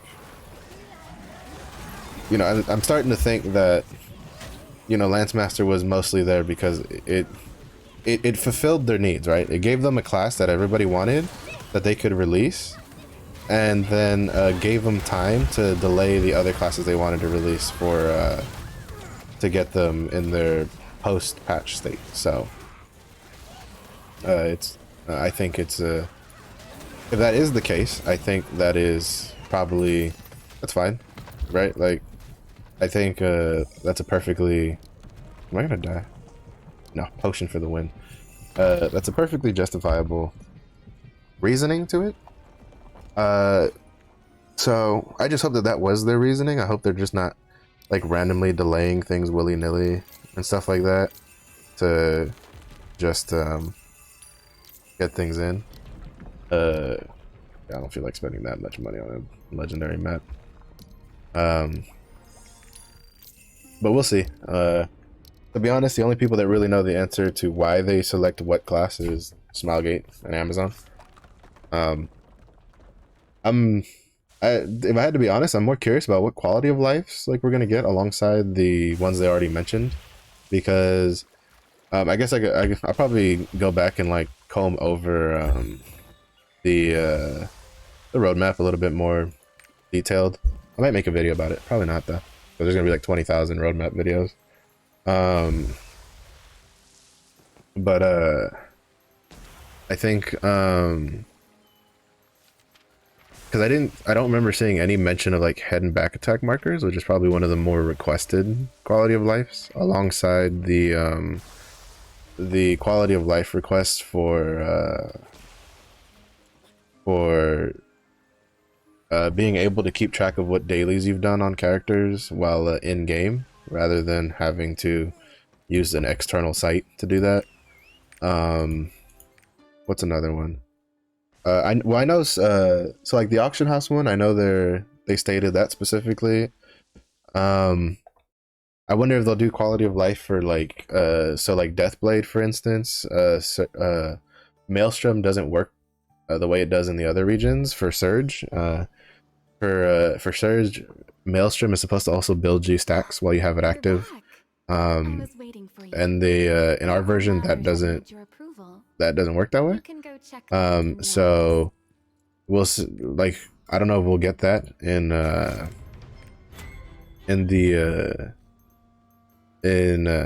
this quality of life stuff. I don't know if they consider that quality of life for something else. I don't know, you know, they again, it's kind of like what I said earlier. They told us a lot of things and told us nothing all at once. They are very, very good at doing that. They told us a lot of things, you know. They told us we are getting quality of life. we're getting these kind, like, you know, these are some of the quality of lives we're getting. We're getting Challenge Guardians in May. We're getting, you know, they plan on dropping Vulcan and Descaluda in May. They plan on, you know, but at the end of the day, a lot of these things were things we already knew, right? Like, at the end of the day, they said a lot, but they didn't really give us anything to go off of. Like, we didn't get any dates, which I guess in a roadmap it's a bit more generalistic. So usually you go by like months rather than dates. But I think with how close they had to cut it, they should have just given us some dates on some of the characters. Why am I opening that? For like the classes and stuff, for some of the content. Like the raids, obviously not, because, you know, they specifically stated they would keep watching stuff to make sure nothing went a little too, you know, that people would still would be able to at least be within reach of Vulcan. Because I think that was a really big thing about Argos. It wasn't so much that, you know, people weren't 1370. It was because, like, you know, you could not, like, people could be not 1370, but they could be like 1355, 1360, 1365. You know, you're within reach, right, of Argos at that level. People were like 1325. They were like 1310. Like, you know, they had just gotten to tier 3 and Argos was out. Like, that was the real big problems. That's where a bulk of the people ahead of the curve were at. Like, they weren't at 1370. So I think that's what they're trying to avoid with Vulcan and Descaluda. But unfortunately, but the other problem is that, you know, now they kind of have to balance. Oh wait, I gotta go do a report with Beatrice, because if I don't do it now, I'll forget. Is they kind of have to balance when is the right time for Vulcan. But that's kind of that's their thing, because I'm not a game developer, so I honestly couldn't tell you. To be honest, if you asked me when's the best time for Vulcan, is when I'm 14, 15. But I don't know when 14, 15 is.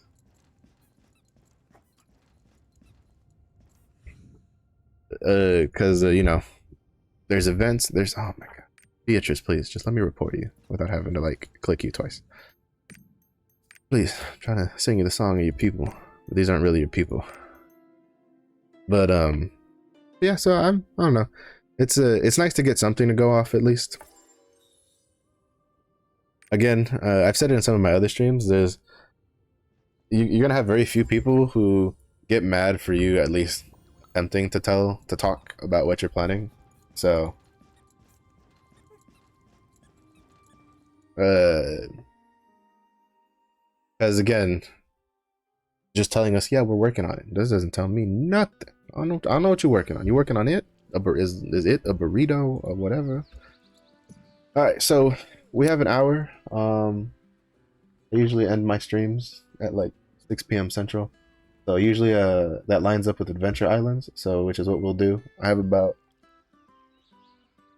45 minutes, I think, to be able to get to it comfortably, because I think, well, probably a little closer than that, because Harmony Isle is pretty close to Rohendel, from what I remember. So, and Harmony Isle is pretty snooze fest easy to do. So we're gonna see how much dailies we can get done on my tier 2 characters, who they're kind of just gonna be chilling in tier 2 for a while.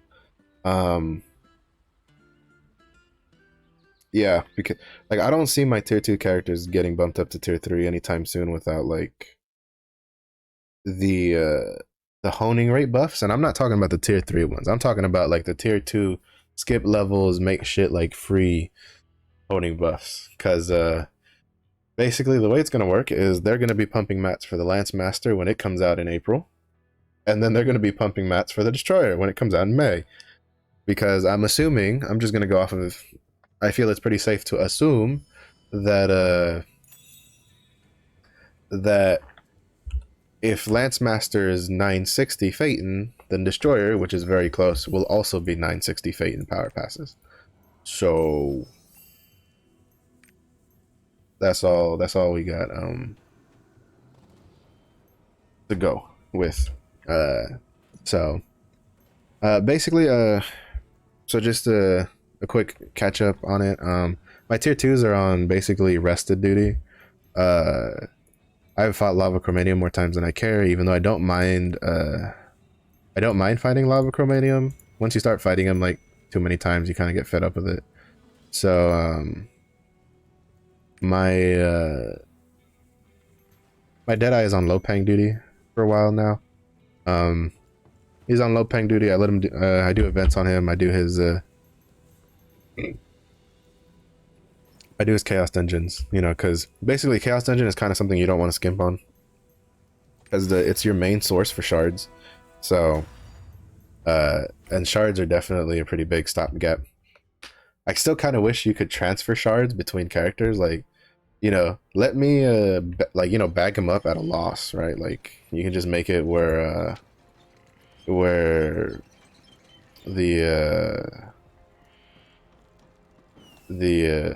oh, I kind of guessed correctly.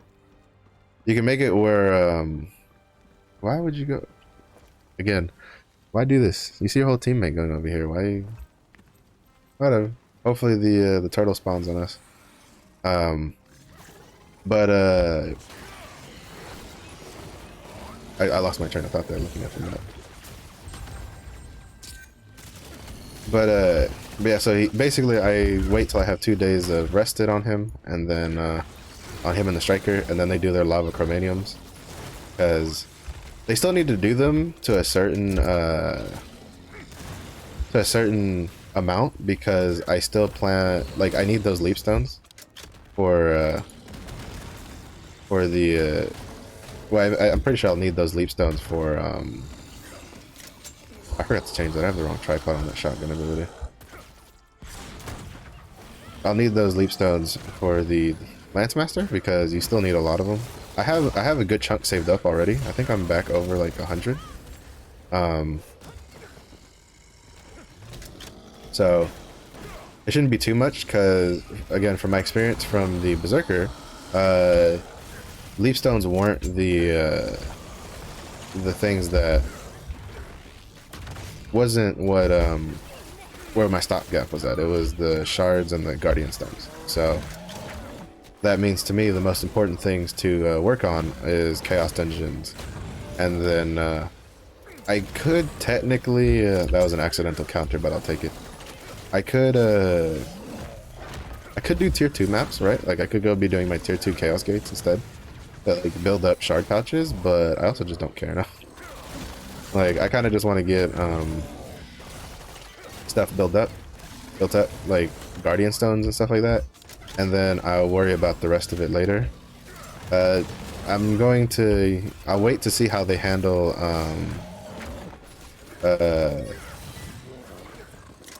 the Lance Master with, like, you know, events and stuff before I decide something that drastic, because I don't think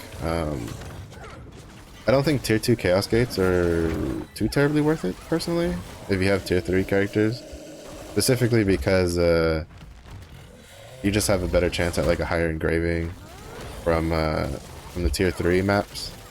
Granted, the chances of getting something actually like worthwhile, because most of the stuff I get from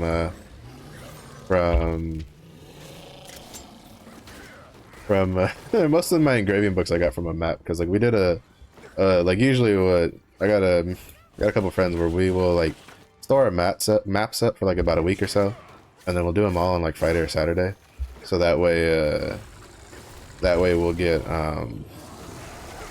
you know, we have multiple, and it gives us something to do when we have not much to do. So it's just like but basically my luck with engraving books from maps isn't very good. That's what I was getting at. Even the purple ones are usually pretty bad, what I get. So it's kind of like I guess there is maybe an argument there to maybe doing a tier 2 chaos gates, so that I can get some the shards saved up, right? For I just want to kill this guy. Lagoros is kind of annoying to leave alive.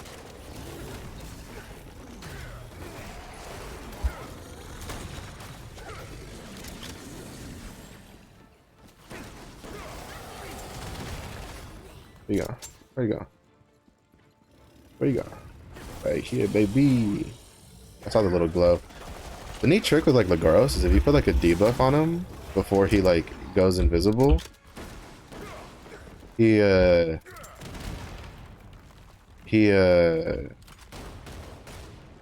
can still see him. Like if you put like a bleed tick on him, the numbers will still show up on him. So it's like so it's kind of funny because it'll like invalidate his it'll invalidate his stealth. So oh shit. Romanian, please. Romanian, please. Where did everybody go? Like, what? Did they think? Oh, I think my team thought that like he left. So when he just did his little stealth mechanic. That's kind of funny.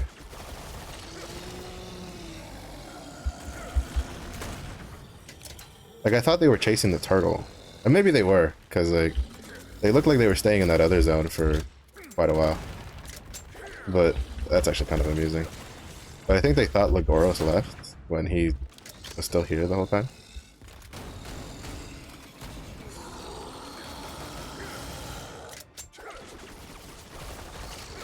Don't worry, guys.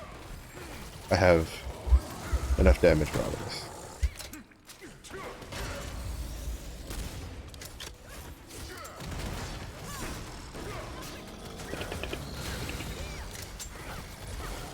I still feel like, aside from Scrapper, out of everything I've played, Deadeye still feels like the most satisfying class for me to play. When you pull off all the combinations, like when you successfully move like from one weapon to the next, like you need to in the right order, it's pretty, it feels very satisfying to pull off. Now, the flip side is also true, right? Where the only reason I got Cruel Fighters because they ran off for whatever reason. The flip side is also true. When I mess up, like when I fuck up with moving from my you know, from shotgun to pistol, because sometimes I'll be like, all right, pistol mode, throw it, and then for whatever reason my brain is like, I need to push Z, but then my finger pushes X, and then I'm trying to push the shotgun ability. But I can't, because since I am in sniper mode, as you can see, there's locks on these upper buttons. And then when you're in shotgun mode, there's locks on the bottom buttons, so they don't overlap. So, like, you just sit there and your character's like, I don't know what you want me to do, bro. Like, so, it's just funny. Alright, so I got one more day of rested for this character. I'm just gonna do his Chaos Dungeon real quick. Also, I need to change that one shotgun ability, because I have the wrong tripod selected. No, it was this one, right? Yeah, I did have the wrong one selected. Oops, my bad. Yeah, those tripods are why, for shotgun. So, like, you have, I think, 2 or 3 of these? Yeah, close shot, close shot, close shot. Yeah, these close shot tripods is why a lot of people will say that, if they play Deadeye, and you're like, man, I want to play a range class, and people will be like, well, you're playing Deadeye. I'm like, no. Deadeye is not a range class. You have to get the full damage of this, you basically have to be like in the boss, like almost in his model, like almost up his butt, because it like they move like 2 inches away from you, and like all your damage just leaves. You just have like no damage. That's how tight the window is. The other issue with it is personally, I don't think it'd be that bad if they put like a ranged marker on it, or they gave you like a noise. So for instance, Destroyer has on one of their abilities, because it's not on both of their abilities for whatever reason, but on one of their abilities, they have it where you have to hit with a specific part of the skill. So it's like a very, like, it has a specific point of the skill you have to hit the boss with, or anything for that matter. But when you do it, if you do it properly, if you hit them with the right part, you get a cha-ching sound, basically, like a cashier register going off. I kind of wish they had given shotgun something like that, right? So you have a like an audible cue that like, okay, this is where I need to be standing for this damage. Because for the longest time, I thought some of my shotgun abilities just weren't good to use because they dealt like no damage. And then I started like paying attention to like the damage numbers while I was doing Chromanium, and I started to realize like, oh, it's not that it doesn't deal damage, it's that I'm not standing close enough. Because like, for instance, this one, Shotgun Dominator, that deals like shit for damage if you're not really close to the boss and getting that damage boost. Because it deals a lot of like medium hits instead of one, like a couple big hits like the other shotgun abilities do. So that was one of the ones that I was like, man, who the hell, like, why am I using this ability? It's pretty, it's meh. You know, I was talking some pretty mean shit about it, about the Dominator one. But then when I started like learning how to use it properly, so that's a big caveat. A lot of people like to, you know, dumpster on a skill or a class before learning how to play it properly. Then I was like, oh, it still doesn't deal like the most damage compared to my other shotgun abilities. Well, the other three main ones. But it deals a good chunk of damage. You just have to be really close. And I just wish there was like an extra cue. You know, it doesn't have to be anything too crazy. Just give me like I don't know, maybe another sound or something in there. Because the point is it's a tripod for the destroyer, right? It's not that's not how the skill works. You know, it's a tripod you're taking to hit a specific point on the monster that adds that little like noise feature. So I don't think asking for that for Deadeye shotguns, if they're going to keep the close range thing, I don't think that's too much of something to ask for. Let's see. We got the ghosts. I always hate getting the ghosts because the ghosts with the lamps suck. They'll just like, they'll just sit there and suck your life out with their little lamp. And it's not too big of a deal now because I finally have at least a tier 2 stone to do Chaos Dungeon with. Because my rating stone is still a tier 1, so I lose a lot of HP when I put it on. So I make my already squishy Deadeye even squishier. So, but before, I had to use a lot of potions in here, especially if I got the ghost, because I had so little health compared to what I could have, since I was running a tier 1 ability stone in a 1000 eye level Chaos Dungeon. That sometimes I would just straight die, like just trying to do my shotgun abilities, just trying to stand here and do this. Like, that would get me killed from the mobs hitting me just before they died to the shotgun blast. So it's I'm still waiting because my Deadeye is a little cursed with ability stones. I've gotten only 3 ability stones in his entire existence between tier 1 and tier 2 that were usable, you know, had abilities that I could even remotely use. And then out of those 3 stones, only 2 of them were usable. And I mean for the raid build. You know, I've gotten a couple preemptive stones here and there. But for like the raid build stuff, or like abilities I would use for raid fights, I've only gotten like 3 stones with like adrenaline on them. So that's what I plan on getting to like level 3. For the, or at least trying to get to level 3 for the Deadeye. But out of the 3 stones he's ever gotten with adrenaline, 2 of them, like, they just die. Like, they just get bricked. Like, for whatever reason, I'll only get like 3 nodes on them. I was able to finally get one with 5 nodes, so that way I could at least have like level 1 adrenaline off of the stone, and then I could pair it up with like a blue or the green engravings, because I don't think I've done the blue ones yet. To get level 2 adrenaline, because my goal, as I stated earlier, was to get to level 3. But anytime I try to go past 5, or anytime I look at a stone and I'm like, all right, you're the one I'm going to try to go past 5 on, they always get like, they just break themselves. They just, like, they'll be like, oh, you want like 7? You want a 7 adrenaline stone? We'll give you 3. We'll give you a level 3 adrenaline stone. How you like that? I'm just like, why? Why? So, I am pretty convinced that my Deadeye is cursed with ability stones. My Scrapper is a little cursed in that she only gets +5. I haven't been able to get a I haven't been able to get a stone on her that you know that runs I can get like +6 or 7 on a skill that I actually want. So like my aim for the scrapper is to eventually try to get a 6/6 stone on her. I feel like that's probably feasible. You know, a lot of people want like a 7/7. I just want a 6/6. So I can, because I can work with a 6/6. I have some purple stuff saved up. So, but we'll see. All that comes down to RNG. Hopefully with the new when I get it to 1370, or maybe hopefully this week with because I'll do Oreha normal probably in either today or tomorrow. I'll probably maybe I'll luck out and get a good stone on her, so that way she can deal even more damage. Let me see. Where's the rest of these guys at? Come on. Group up. Family picture. You know you want to. Alright, here's a big boy. Oh no, that hit that. That didn't hit that though. That's okay. This one's not as bad.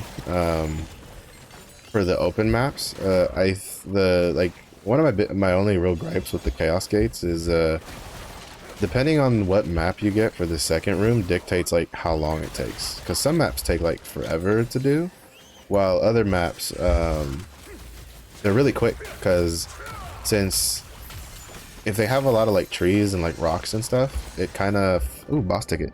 It'll funnel like the bosses, like the elites and stuff, into like corridors, and it makes it really easy to kill them all.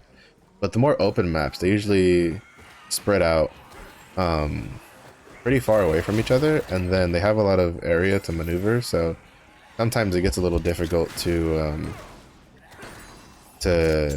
get the elites all lined up so you can like quickly kill them. But part of that's also just getting like a rhythm down when you're trying to do that second room to get through it quickly, and then like just figuring out what abilities you have to like very quickly shoot or kill the I don't know what they're called in Lost Ark. I just call them elites because that's basically what I call them in every other game, because of like I'm used to like World of Warcraft terminology. They're like, you know, the guys with the shiny borders. I think they're called named mobs in this game, but that sounds kind of dumb to me when they're not, you know, they have a generic name.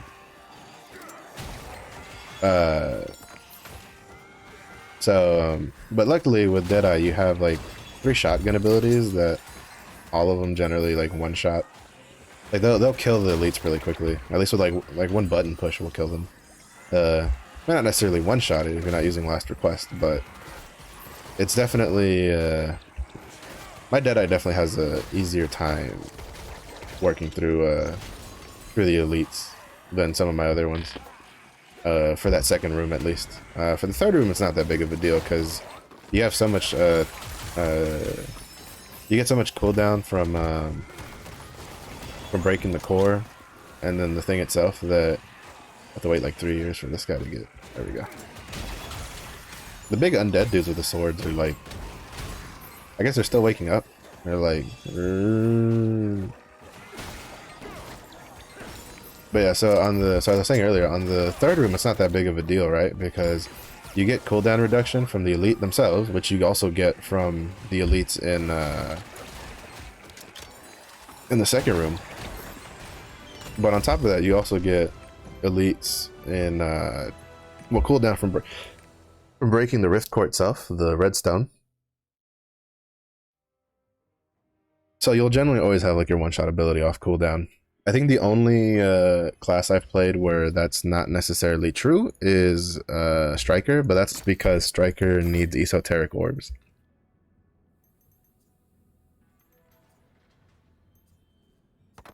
So if you don't manage your esoteric orbs properly, you won't have enough energy to use like your lightning tiger strike to like one shot the core dude, or to use any of your esoteric abilities to one shot the core dude. Yeah, none of these are very good. I'm just keeping that one in case I want to like shift my rings around. Because like my rings come with, like I have 3 levels here of enhanced weapon, which is what's allowing me to run, I get adrenaline level 2 with my current setup, for Deadeye, because I have enhanced level 1 straight from my, from this stuff, right? So I'm kind of holding on to this, even though it's spec expertise. If I get some decent crit rings, which I haven't gotten, like this one's not really good quality, so it's not worth sacrificing the crit from the necklace. Because the point is I should have like the crit necklace, and then crit like crit on my necklace, and then like 1 or 2 of my rings should be crit for Deadeye. I also need to work through his like cube and boss rush tickets just to get them done, so you can get some more materials and stuff. I'll probably do that today off stream. Actually, you know what? What's tomorrow? Tuesday? We could do that. I could do that tomorrow. Yeah, I'll do that tomorrow on stream. Just make it like a cube or like a boss rush day. Maybe do some cube too. I can't. For me, cube is harder to like put up with than boss rush, because you know, if you have a good run, it's not that bad. But sometimes you can get a run in cube where it's like 3 rooms where you have the blind debuff back to back, followed by 2 survive rooms, followed by like a boss room with 200% increased physical and magic damage received, and then you have another like cube will hate you, and then cube will let you know that it hates you because it doesn't want you to be in its house. So it's like, so cube, I have a love-hate for it, but I could probably do cube. I guess tomorrow y'all can watch me suffer through some cube dungeons just to change of pace. I might also do some of the like easier tier 2 abyssal stuff. So that means I can do a Sea of Indolence on my Scrapper and Berserker. We have time. I can do my Arc of Arrogance second run on the Deadeye. Maybe do Sea of Indolence on the Striker, because my Striker hasn't stepped into tier 2 Abyss dungeon at all. He's 1000. I've been slacking on the Striker. So but we'll see how it goes. Nothing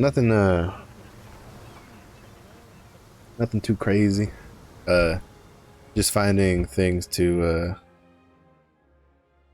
mix things up with, to try to kind of like keep it fresh for myself too. Because if you just keep doing the same thing every time, it gets a little monotonous. And even for myself, kind of like trying to find ways to mix things up keeps it a little fresh, like generally. So what I've been doing is usually on Wednesdays, since there's nothing on Wednesday, right? There's no like Chaos Gate, there's no field boss or map boss or world boss, whatever the hell you want to call them. There's usually just the adventure island. I usually take that as like my adventure tome day. So like for instance, this Wednesday it'll be I did Annika on last Wednesday. So tomorrow or Wednesday I'll do Tortoik. I'll try to do Tortoik, and then after that do Arthetine. The way I do it is I go to the adventure tome, and then like I haven't set foot on Tortoik, so I can't show you there, but in Arthetine. But basically I'll go through, I'll get all the vistas, I'll pick up whatever ingredients I need for cooking stuff. I'll finish off killing the elites here, like the monsters, the crown monsters as I call them. I'll finish the hard mode of the dungeons, and I'll do all the hidden stories. And then I do that, basically that's what I plan on doing for every map.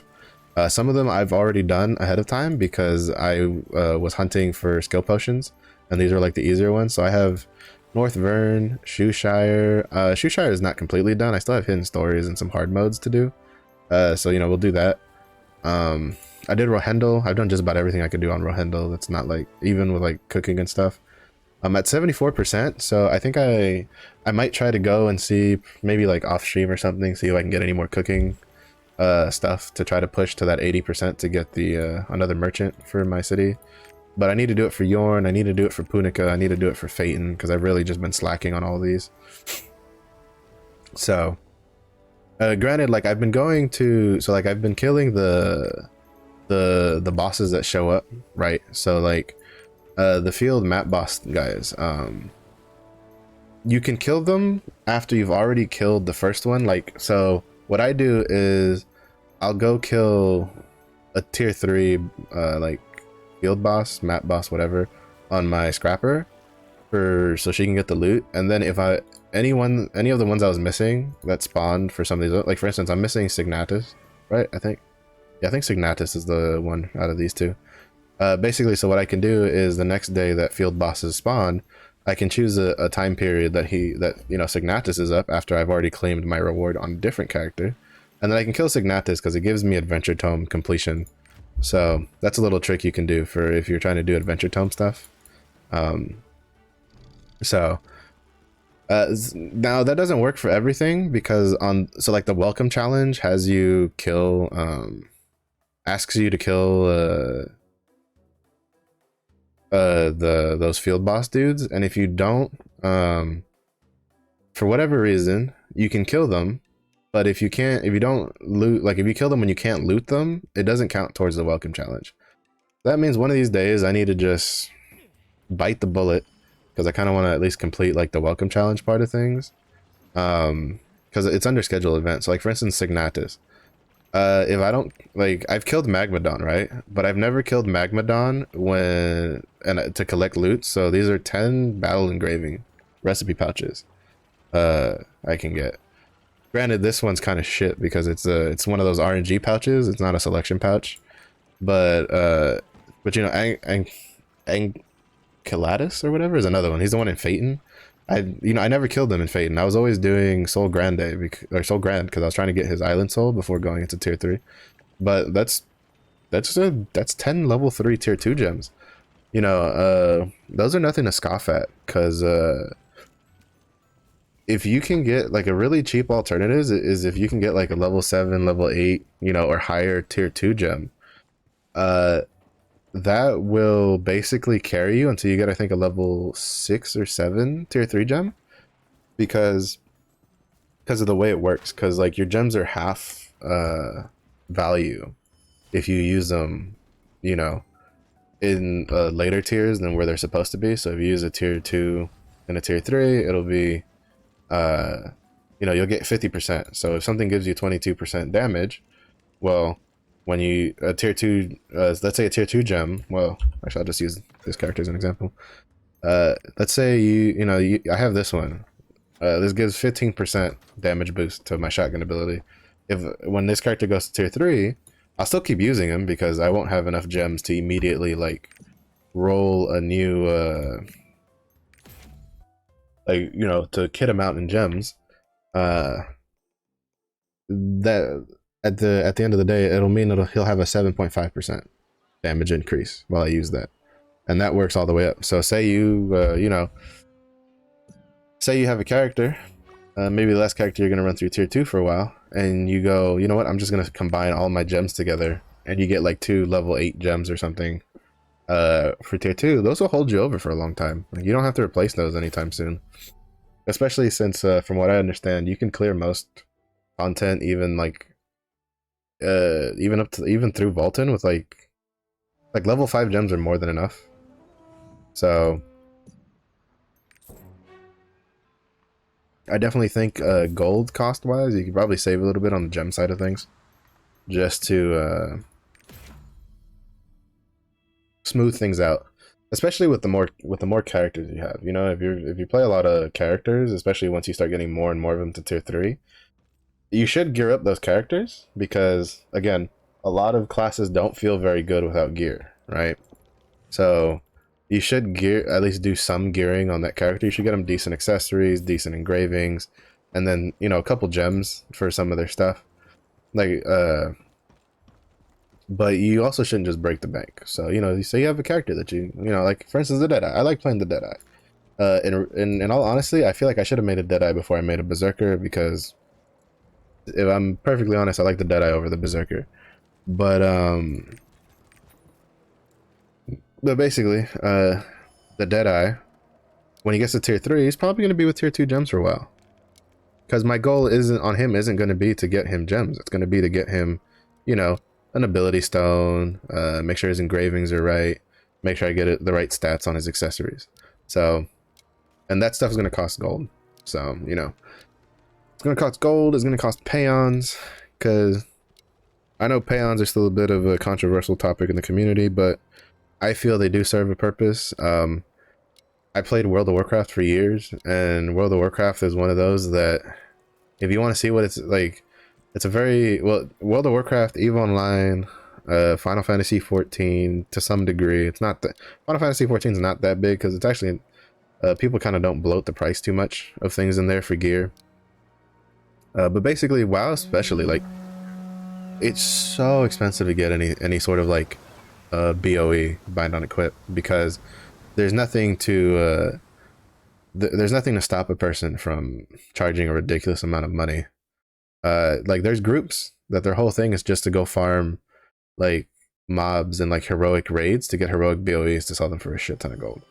And then they just get really expensive, and like the average player can't afford them because that's not who they're like farming that for, you know. They're farming that for the mythic guilds who you know, they don't mind spending all that gold to kit out their guild members. And in Lost Ark, well, I'm mistaken, they already know what happens in Lost Ark when they don't put something like that. And apparently the like accessories were ridiculously expensive when there was nothing to like kind of gate it from people just buying and like reselling them and stuff like that. So peons do serve a purpose, but they're also kind of painful to be. Those fuckers hurt when you don't have enough. But I've been pretty frugal with mine. I haven't used mine for anything. Well, actually, that's a lie. I've used mine for a couple of things. The biggest thing is to get gear for a character and going into the next tier. So like my Berserker, I ended up having to buy his pants, I think is what I bought for him when he went into tier 3, because with 2 days of chaos dungeons, he still didn't have his pants, so he wasn't 1302. It was the day before reset, because this was Wednesday, and the whole reason I had decided to push him that day was specifically because I wanted to buy his pirate ship stuff and his blood shard stuff to pump, you know, to pump to the scrapper. So oh shit, alright. Should I? I'm just gonna turn these into level 6.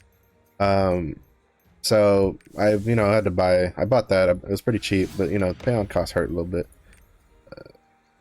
Apocalypse. Yeah, that's fine actually. Shotgun Dominator's kind of whatever. So, you know, that's how that is. So it's just like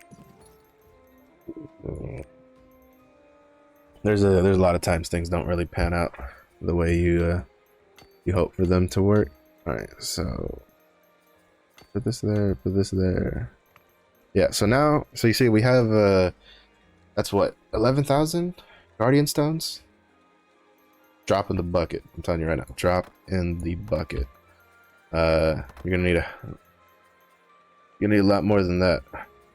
Eldar fusion materials, these are bound. I need to I have some of the bound chests already. I'll probably pop one of these open, and then I think this one can give me more. Fusion material. Yeah, there's another 2 in there. So I have like 200. I doubt I'll need all 200 for that. I have some leap stones. Like, I have some stuff saved up for alts. But because this is, man, again, this is one of the things where I'm like, I understand the reasoning behind the Kaldar fusion materials existing, right? Like, I understand they're like a gold dump. They're one of the gold sinks in this game to like kind of combat inflation, but it doesn't make me any happier to craft them, because I don't like having to spend my gold like that. Oh, right, I should grab out. I need to go through and I'm trying to make sure that I at least stock my my characters up with having like 3 to 5 chests saved up, so that way they're not too what's the word I'm looking for? Unprepared for things, because we've all been there. We've ran Abyss dungeons, or we've done Guardian raids where we, you know, use one too many potions, use one too many bombs, and then like you go and you refill, only to realize that you can't refill because you don't have any bombs in your inventory. So I try every once in a while to just go out of my way to make sure they have at least a couple of the bomb restock chests to do things on. Alright, so now we're gonna go on the Striker real quick. I think I have enough time to do at least one Chaos Dungeon on the Striker, or I have to go over to Harmony Isle to like wrap that up. So we'll do the Striker Chaos Dungeon real quick. Another good thing is that finally the Tuki Island. So the Striker is was my Tuki Island bitch for a while. So luckily I am almost done with Tuki. I think I need 4 more days, including today. So I'm just gonna insta completion it, because I'm not gonna lie, having to pay attention to the clock for, you know, at like 350, 450 or whatever, because it's like, I think it's like also like a 4-hour spawn time for Tuki, was really a pain. So I'm kind of glad I don't have to worry about that anymore. But basically he's in charge of Lopang, obviously, and then yeah, 3 days. Yeah, so in 3 days I'll have a Giant's Heart, because I'll be done with his reputation. And I think, you know, I'm thinking this is the last reputation Giant's Heart for me, because I got Azure Wind Island the other day. Since we're in Yorn, I'll just do, I guess we won't do his Chaos Dungeon, we'll just do his dailies and finish those out.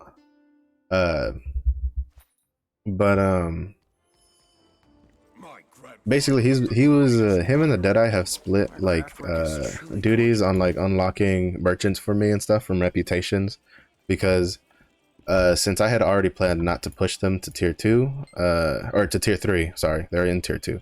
Since I had planned to keep them in tier 2, I decided to use them to kind of like help me build up silver, help me complete reputations and unlock things that I wanted. So they've generally been in charge of that kind of stuff, and they're kind of starting to finish up on it. Like I think this one I still have like, yeah, I have 4 days left on this one, so it'll be wait, 4 days? Oh shit, I wasn't paying attention. I thought I had more than that. Last time I looked, I had like 8 days or so left on this one. If you don't know, this one, the rewards are kind of whatever. I mean, you do at least get shards out of it, but this gives you one of the vendors, the merchants in your stronghold. This is one of the there's 3 reputations that you get vendors from. One of them is the rebuilding of Zanila, which takes a long time, but that one is really worth doing, because not only does the rebuilding of Zanila give you a vendor, it also gives you a skill potion, because there's a quest line attached to the Zanila, the rebuilding of Zanila, the first one, when you complete it, that gives you a skill potion. So that's really good. And then the second reputation level, when you're working on that one, when you finish this, the second or third, no, I think it's the third one. The third reputation level gives you a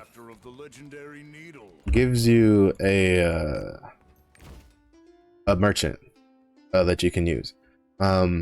So that's the second one. So the first one is this one in Yorn, and then the second one is the rebuilding of Zanila for the reputation. And then the third one is an island called Atropos. It's you can get to it there. If you're not in tier 3, you can get to it from Rohendel. It's a bit far, but it's pretty much like, if you're in tier 3, it's like straight north of Punica. It won't be the quadrant that has Hypnos. It'll be the quadrant above Hypnos. That is Atropos. But that one's very easy. That's the quickest one. It takes 7 days to do. I think the only caveat to that one is you have to have completed there in Rohendel. I'm thinking you had to have completed this one, the music resounding in Elswyn side story, because there's an NPC in this hidden story, or another story, that you interact with the Atropos one, because she becomes a merchant in that one, and that's how you unlock the third merchant for your stronghold. After that, all of the other merchants in the game come from Adventure Tome, from 70-80%. And if I'm mistaken, it is from like, I think Arthitine onwards, for the most part, has a merchant at like 70%, and then Rohendel has theirs at 80%. So and these are little things you can work towards, right? So like, you can give yourself these goals where, if you don't, even if you don't like doing adventure tomes, because to be honest, me personally, the hidden stories are like the ones I like the most, because they're little like story tidbits, and some of them are just like really good, like to the point where I think they should have been their own quest line instead of a little random item that you mess with. But the adventure tome, right? Because like the Ignia tokens, there's a +6 potion in there. You have the Purify rune, and then you have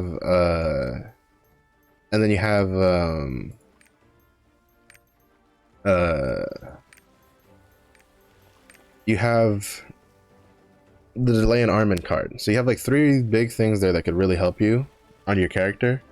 The Purify rune, if you don't know what it does, is it has a pretty high chance, I think it's like a 75% chance to clear you of 1 debuff when you use that ability. So if you have a really low cooldown ability, you just slap that puppy on, and if it's a fight with a lot of debuffs, you just keep spamming that ability, and it usually keeps you relatively clean.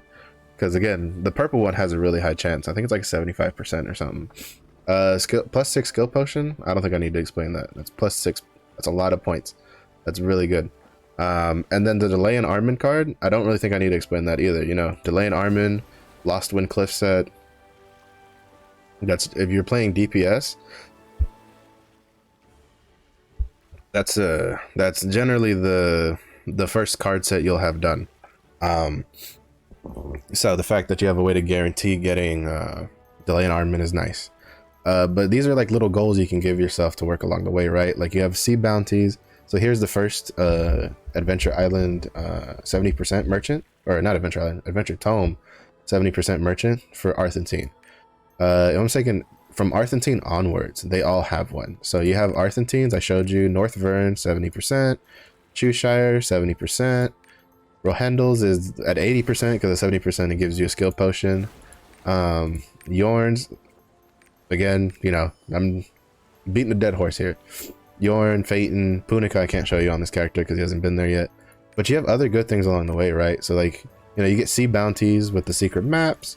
Phaeton has a masterpiece and a sea bounty, like, because these are all systems that they'll help you along the way.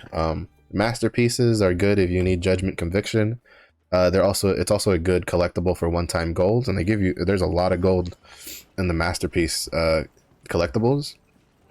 So you know, if you're a free-to-play player and you kind of missed out on the time to make gold, and you haven't really gotten too lucky on making gold, the masterpieces are probably something you want to try to get, because you can get a good chunk of gold from there. Granted, of course, it's one time, but again, something is better than nothing, right? Like, when you have like 200 gold, even if it's a one-time thing, getting like 3,000 or 4,000, that'll definitely go a long way in helping you like build your character so that he can do things easier and have a better time getting things done. So stuff like that, that's my little trick on trying to work my way through my adventure tomes, because I know personally, if I'm getting Ignia tokens, and if I forced myself to get through the Ignia, like to just grind out stuff to get Ignia tokens only, I would be so burnt out so quickly because of the adventure tomes. So I take it a little bit at a time. You know, I do 1 adventure tome a week or so, 1 or 2 here or there. I try to, like, you know, the hidden stories are good because, you know, with hidden stories you get virtues and stuff. My current goal right now is, so this character doesn't have any skins. He needs 15 more charisma, because once I get 240 charisma, that means my scrapper will have 270 charisma, which means I can tell Blackfang I love her when I get to trust it, because there's nothing more important in the rapport than telling your waifu you love her. But you need 270 charisma for that. So that's part of the other reason I'm grinding adventure tomes, to be honest, is for the charisma. I'm not gonna lie. And even then, like in Ninavi, like I have these high charisma, and my character, my scrapper, has higher charisma because she has like she has like 3 skins on, which well, actually all of which give really high charisma. I think my 2 Omen skins give me like plus 20 each, and then or plus 10 each, so plus 20 combined. And then I have the rapport dress on, which gives me another like plus 10, plus 15 charisma. And I'm saving up to get the pants for the rapport stuff, even though I don't care too much for the high heels, but I'll take the extra virtues. I'm not gonna complain. I think that's another like 10 or 15 charisma. So she's so my scrapper is kind of the one in charge, but she's already like virtue blocked on like Nineveh, right? Like I didn't click it to see what the requirement is, so I have to go back to the Whispering Islet here in a second to see what I was just making sure that I was at the right spot before building off. But I'll have to go back to Whispering Islet to see how much I need, but I was already virtue blocked with Nineveh, and she's like, I literally just started her like yesterday, I think. What is she at? Yeah, we're amicable level 1, and we were already virtue locked on the on her report quest to get. So, you know, I kind of wish that this told me like how much virtue we needed for it, but it's okay. So yeah, so I have to go back to see how much I need for her, but adventure tomes, again, they'll help with that. I don't really have to worry about all that too much. Since we're on here anyway, I'll just like break down who I'm going for. My current goals right now is Tryin for his card, because once I get his card, I'll have a level 2 awakened Tryin for the Lost Wind Cliff set. My next goal after that is Yule, because Yule has a charisma potion at Trusted, and she's really easy. I go and I do Song of Resonance with her. I just do 1 song a day, and then and so she's almost a friendly level 3. I might rapport gift her to Trusted. I haven't decided yet. The next one after that is that I've been working on is Beatrice, who I have almost to friendly. She's amicable level 3, and at friendly you get a giant's heart. So once I get this giant's heart, then I'm going to take a break from her, even though I do want to finish her because she also has a virtue potion, but that'll be down the line. Aside from her, I started working on Nineveh because she also has a giant's heart, and I'm working on Sasha because giant's heart. So Sasha's a little slower because I picked her up later, and I only do 1 emote and 1 song a day for her, so that's pretty slow going. But once I get to, but my goal is Beatrice is the one I'm closest to finishing for the giant's heart. Once I get her giant's heart, I plan on swapping to Calvasis because he gives a lot of stuff. He gives giant's heart, island soul, masterpiece, 3 things I want. You know, Black Fang is for the Astray, so I can have my waifu on my ship, but I'm not gonna get the Astray anytime soon. So so basically after Beatrice, it's Calvasis, and then I think I might slowly work on Black Fang. Like I think what I might do is, so Beatrice is almost done, so I work on Calvasis, right? My goal is to work on Calvasis next. Yule is also almost done, so once I'm done with her, I'll move her 1 song over to Black Fang for a while I continue doing my own stuff. And then as I get closer to getting like maybe through enough pirate coins to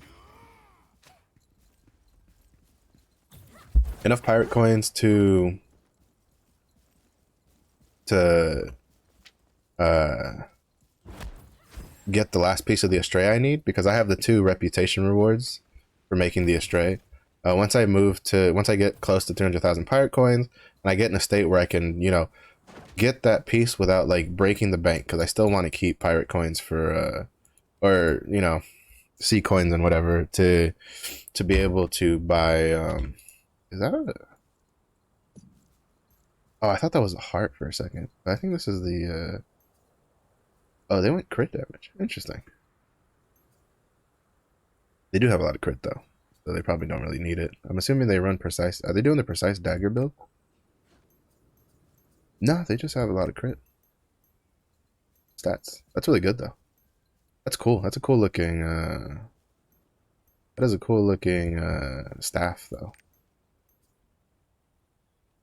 Yeah, you don't see a lot of people running around in their like tier 3 legendary armors, which again, I don't know if it's just because they have skins and they want to use the skins or they just don't like the way the armor looks. But so far, every armor I've seen, armor, has looked at least, in my opinion, passable. The weapons, not so much. So like I've seen the gun lancers, the berserkers, the gunslinger slash deadeye because I think they have. I'm thinking they have the same model. The war dancer and now the sorceress. The war dancer by far has like the worst weapon model in my opinion. Granted, in my opinion, their gloves are too small. The weapon gloves that war dancers use, way too small. That's the reason I play. That's one of the big reasons I play Scrapper. Also, on top of like, she has the awakening I like, right, with the double dragons. She has the I love her playstyle, and she's got big ass fists that she just pops someone in the mouth with. Can't go wrong with those three together. So, that's also why, to be honest, like, as soon as like male Scrapper comes out, I don't. Well, actually, I don't even know how long my striker will survive. Personally, I kind of liked Striker at the beginning, and I think I still kind of do like Striker, but I kind of don't at the same time. It's like a weird love-hate thing. I like it, but I don't like it, right? Like I can't really explain it. And it's kind of just like I don't know. It just is what it is, you know? I like what I like and I don't like what I don't like. And I like Scrapper and I don't like Striker too much. Granted though, I do plan on at least probably getting him to like tier 3. So that way I can you know, as another alt. I like him enough to keep playing him as an alt, right? Like I don't I don't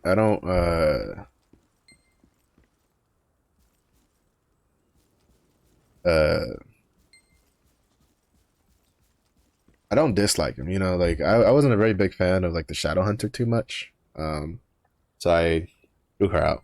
But I liked the I do like I enjoy the striker. It's a nice change of pace from time to time, you know. Well, because I like the animations of the striker, right? I like the tiger emerges with the tiger head. I like the lightning tiger where you're like shoom shoom, stuff like that. But like as an actual like to play like super high, like you know, push him into what I would consider main alt territory. Not really there, you know. Uh, the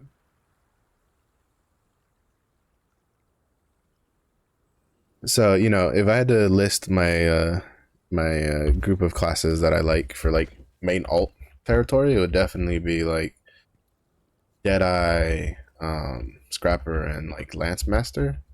Well, Lance Master as a concept, since I still have to get hands on with the Lance Master to see if I actually like her that much or not. Because I like Lance Master's aesthetics. I like the spear. I like the glaive. The fact that it's called Glavier is probably gonna drive people up a wall. It drives me up a wall. Uh, I guess that means people's is some guess of like we're getting. I'll take that one. Thanks. That they'll name Scouter Machinist. To be honest, I don't think Machinist is that bad of a rename. Machinist kind of makes sense. Glavier is just bad. Like just they should have just kept it at Lance Master. Lance Master doesn't make much sense either from a Western point of view because she doesn't use a lance. But from like an Asian point of view, it makes perfect sense because if I'm mistaken, in I think in Chinese, which is kind of what Lance Master is based off of, you can tell from her like spear and glaive design that she takes from she's definitely not from like a Japanese sort of well, at least from like the base weapon designs, from what I've seen. Like I'm going off of the icon in the middle, right? It looks very like ancient China style of spearhead and glaive, a blade. So I forgot what I played. I think it's the Lovely Heart or Serenade of Love or something like that. Yeah, Serenade of Love, I think is what it is. But so you can tell that so if I'm thinking in like in Chinese, a lot of times when they lance is more of a general term for like polearm style of stuff. So like, you know, basically a stick with a weapon at the end of it. To be honest, if I was Amazon, I'd be like, psych, we're calling it Lance Master. Sorry, typo on the roadmap. Because they're gonna get so much shit for Glavier, and it's gonna be worse than Scrapper, because they got plenty of crap for Scrapper, but at the time Scrapper wasn't that popular, right? Like Scrapper gained a lot of popularity post-release, post-launch. It didn't gain a whole lot of popularity. It wasn't very popular pre-launch because it had this weird misconception that people thought they weren't very popular in like Korea, when they're actually relatively popular in Korea and they deal a lot of damage.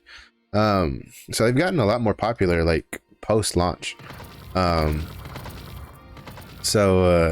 Which is, well, I mean, for me it's cool to see. I like seeing people enjoy the classes I enjoy and stuff like that. But basically what I'm getting at is that Lance Master is a hell of a lot more popular than than Scrapper, and I don't think the Glavier is going to go over very well for a rename.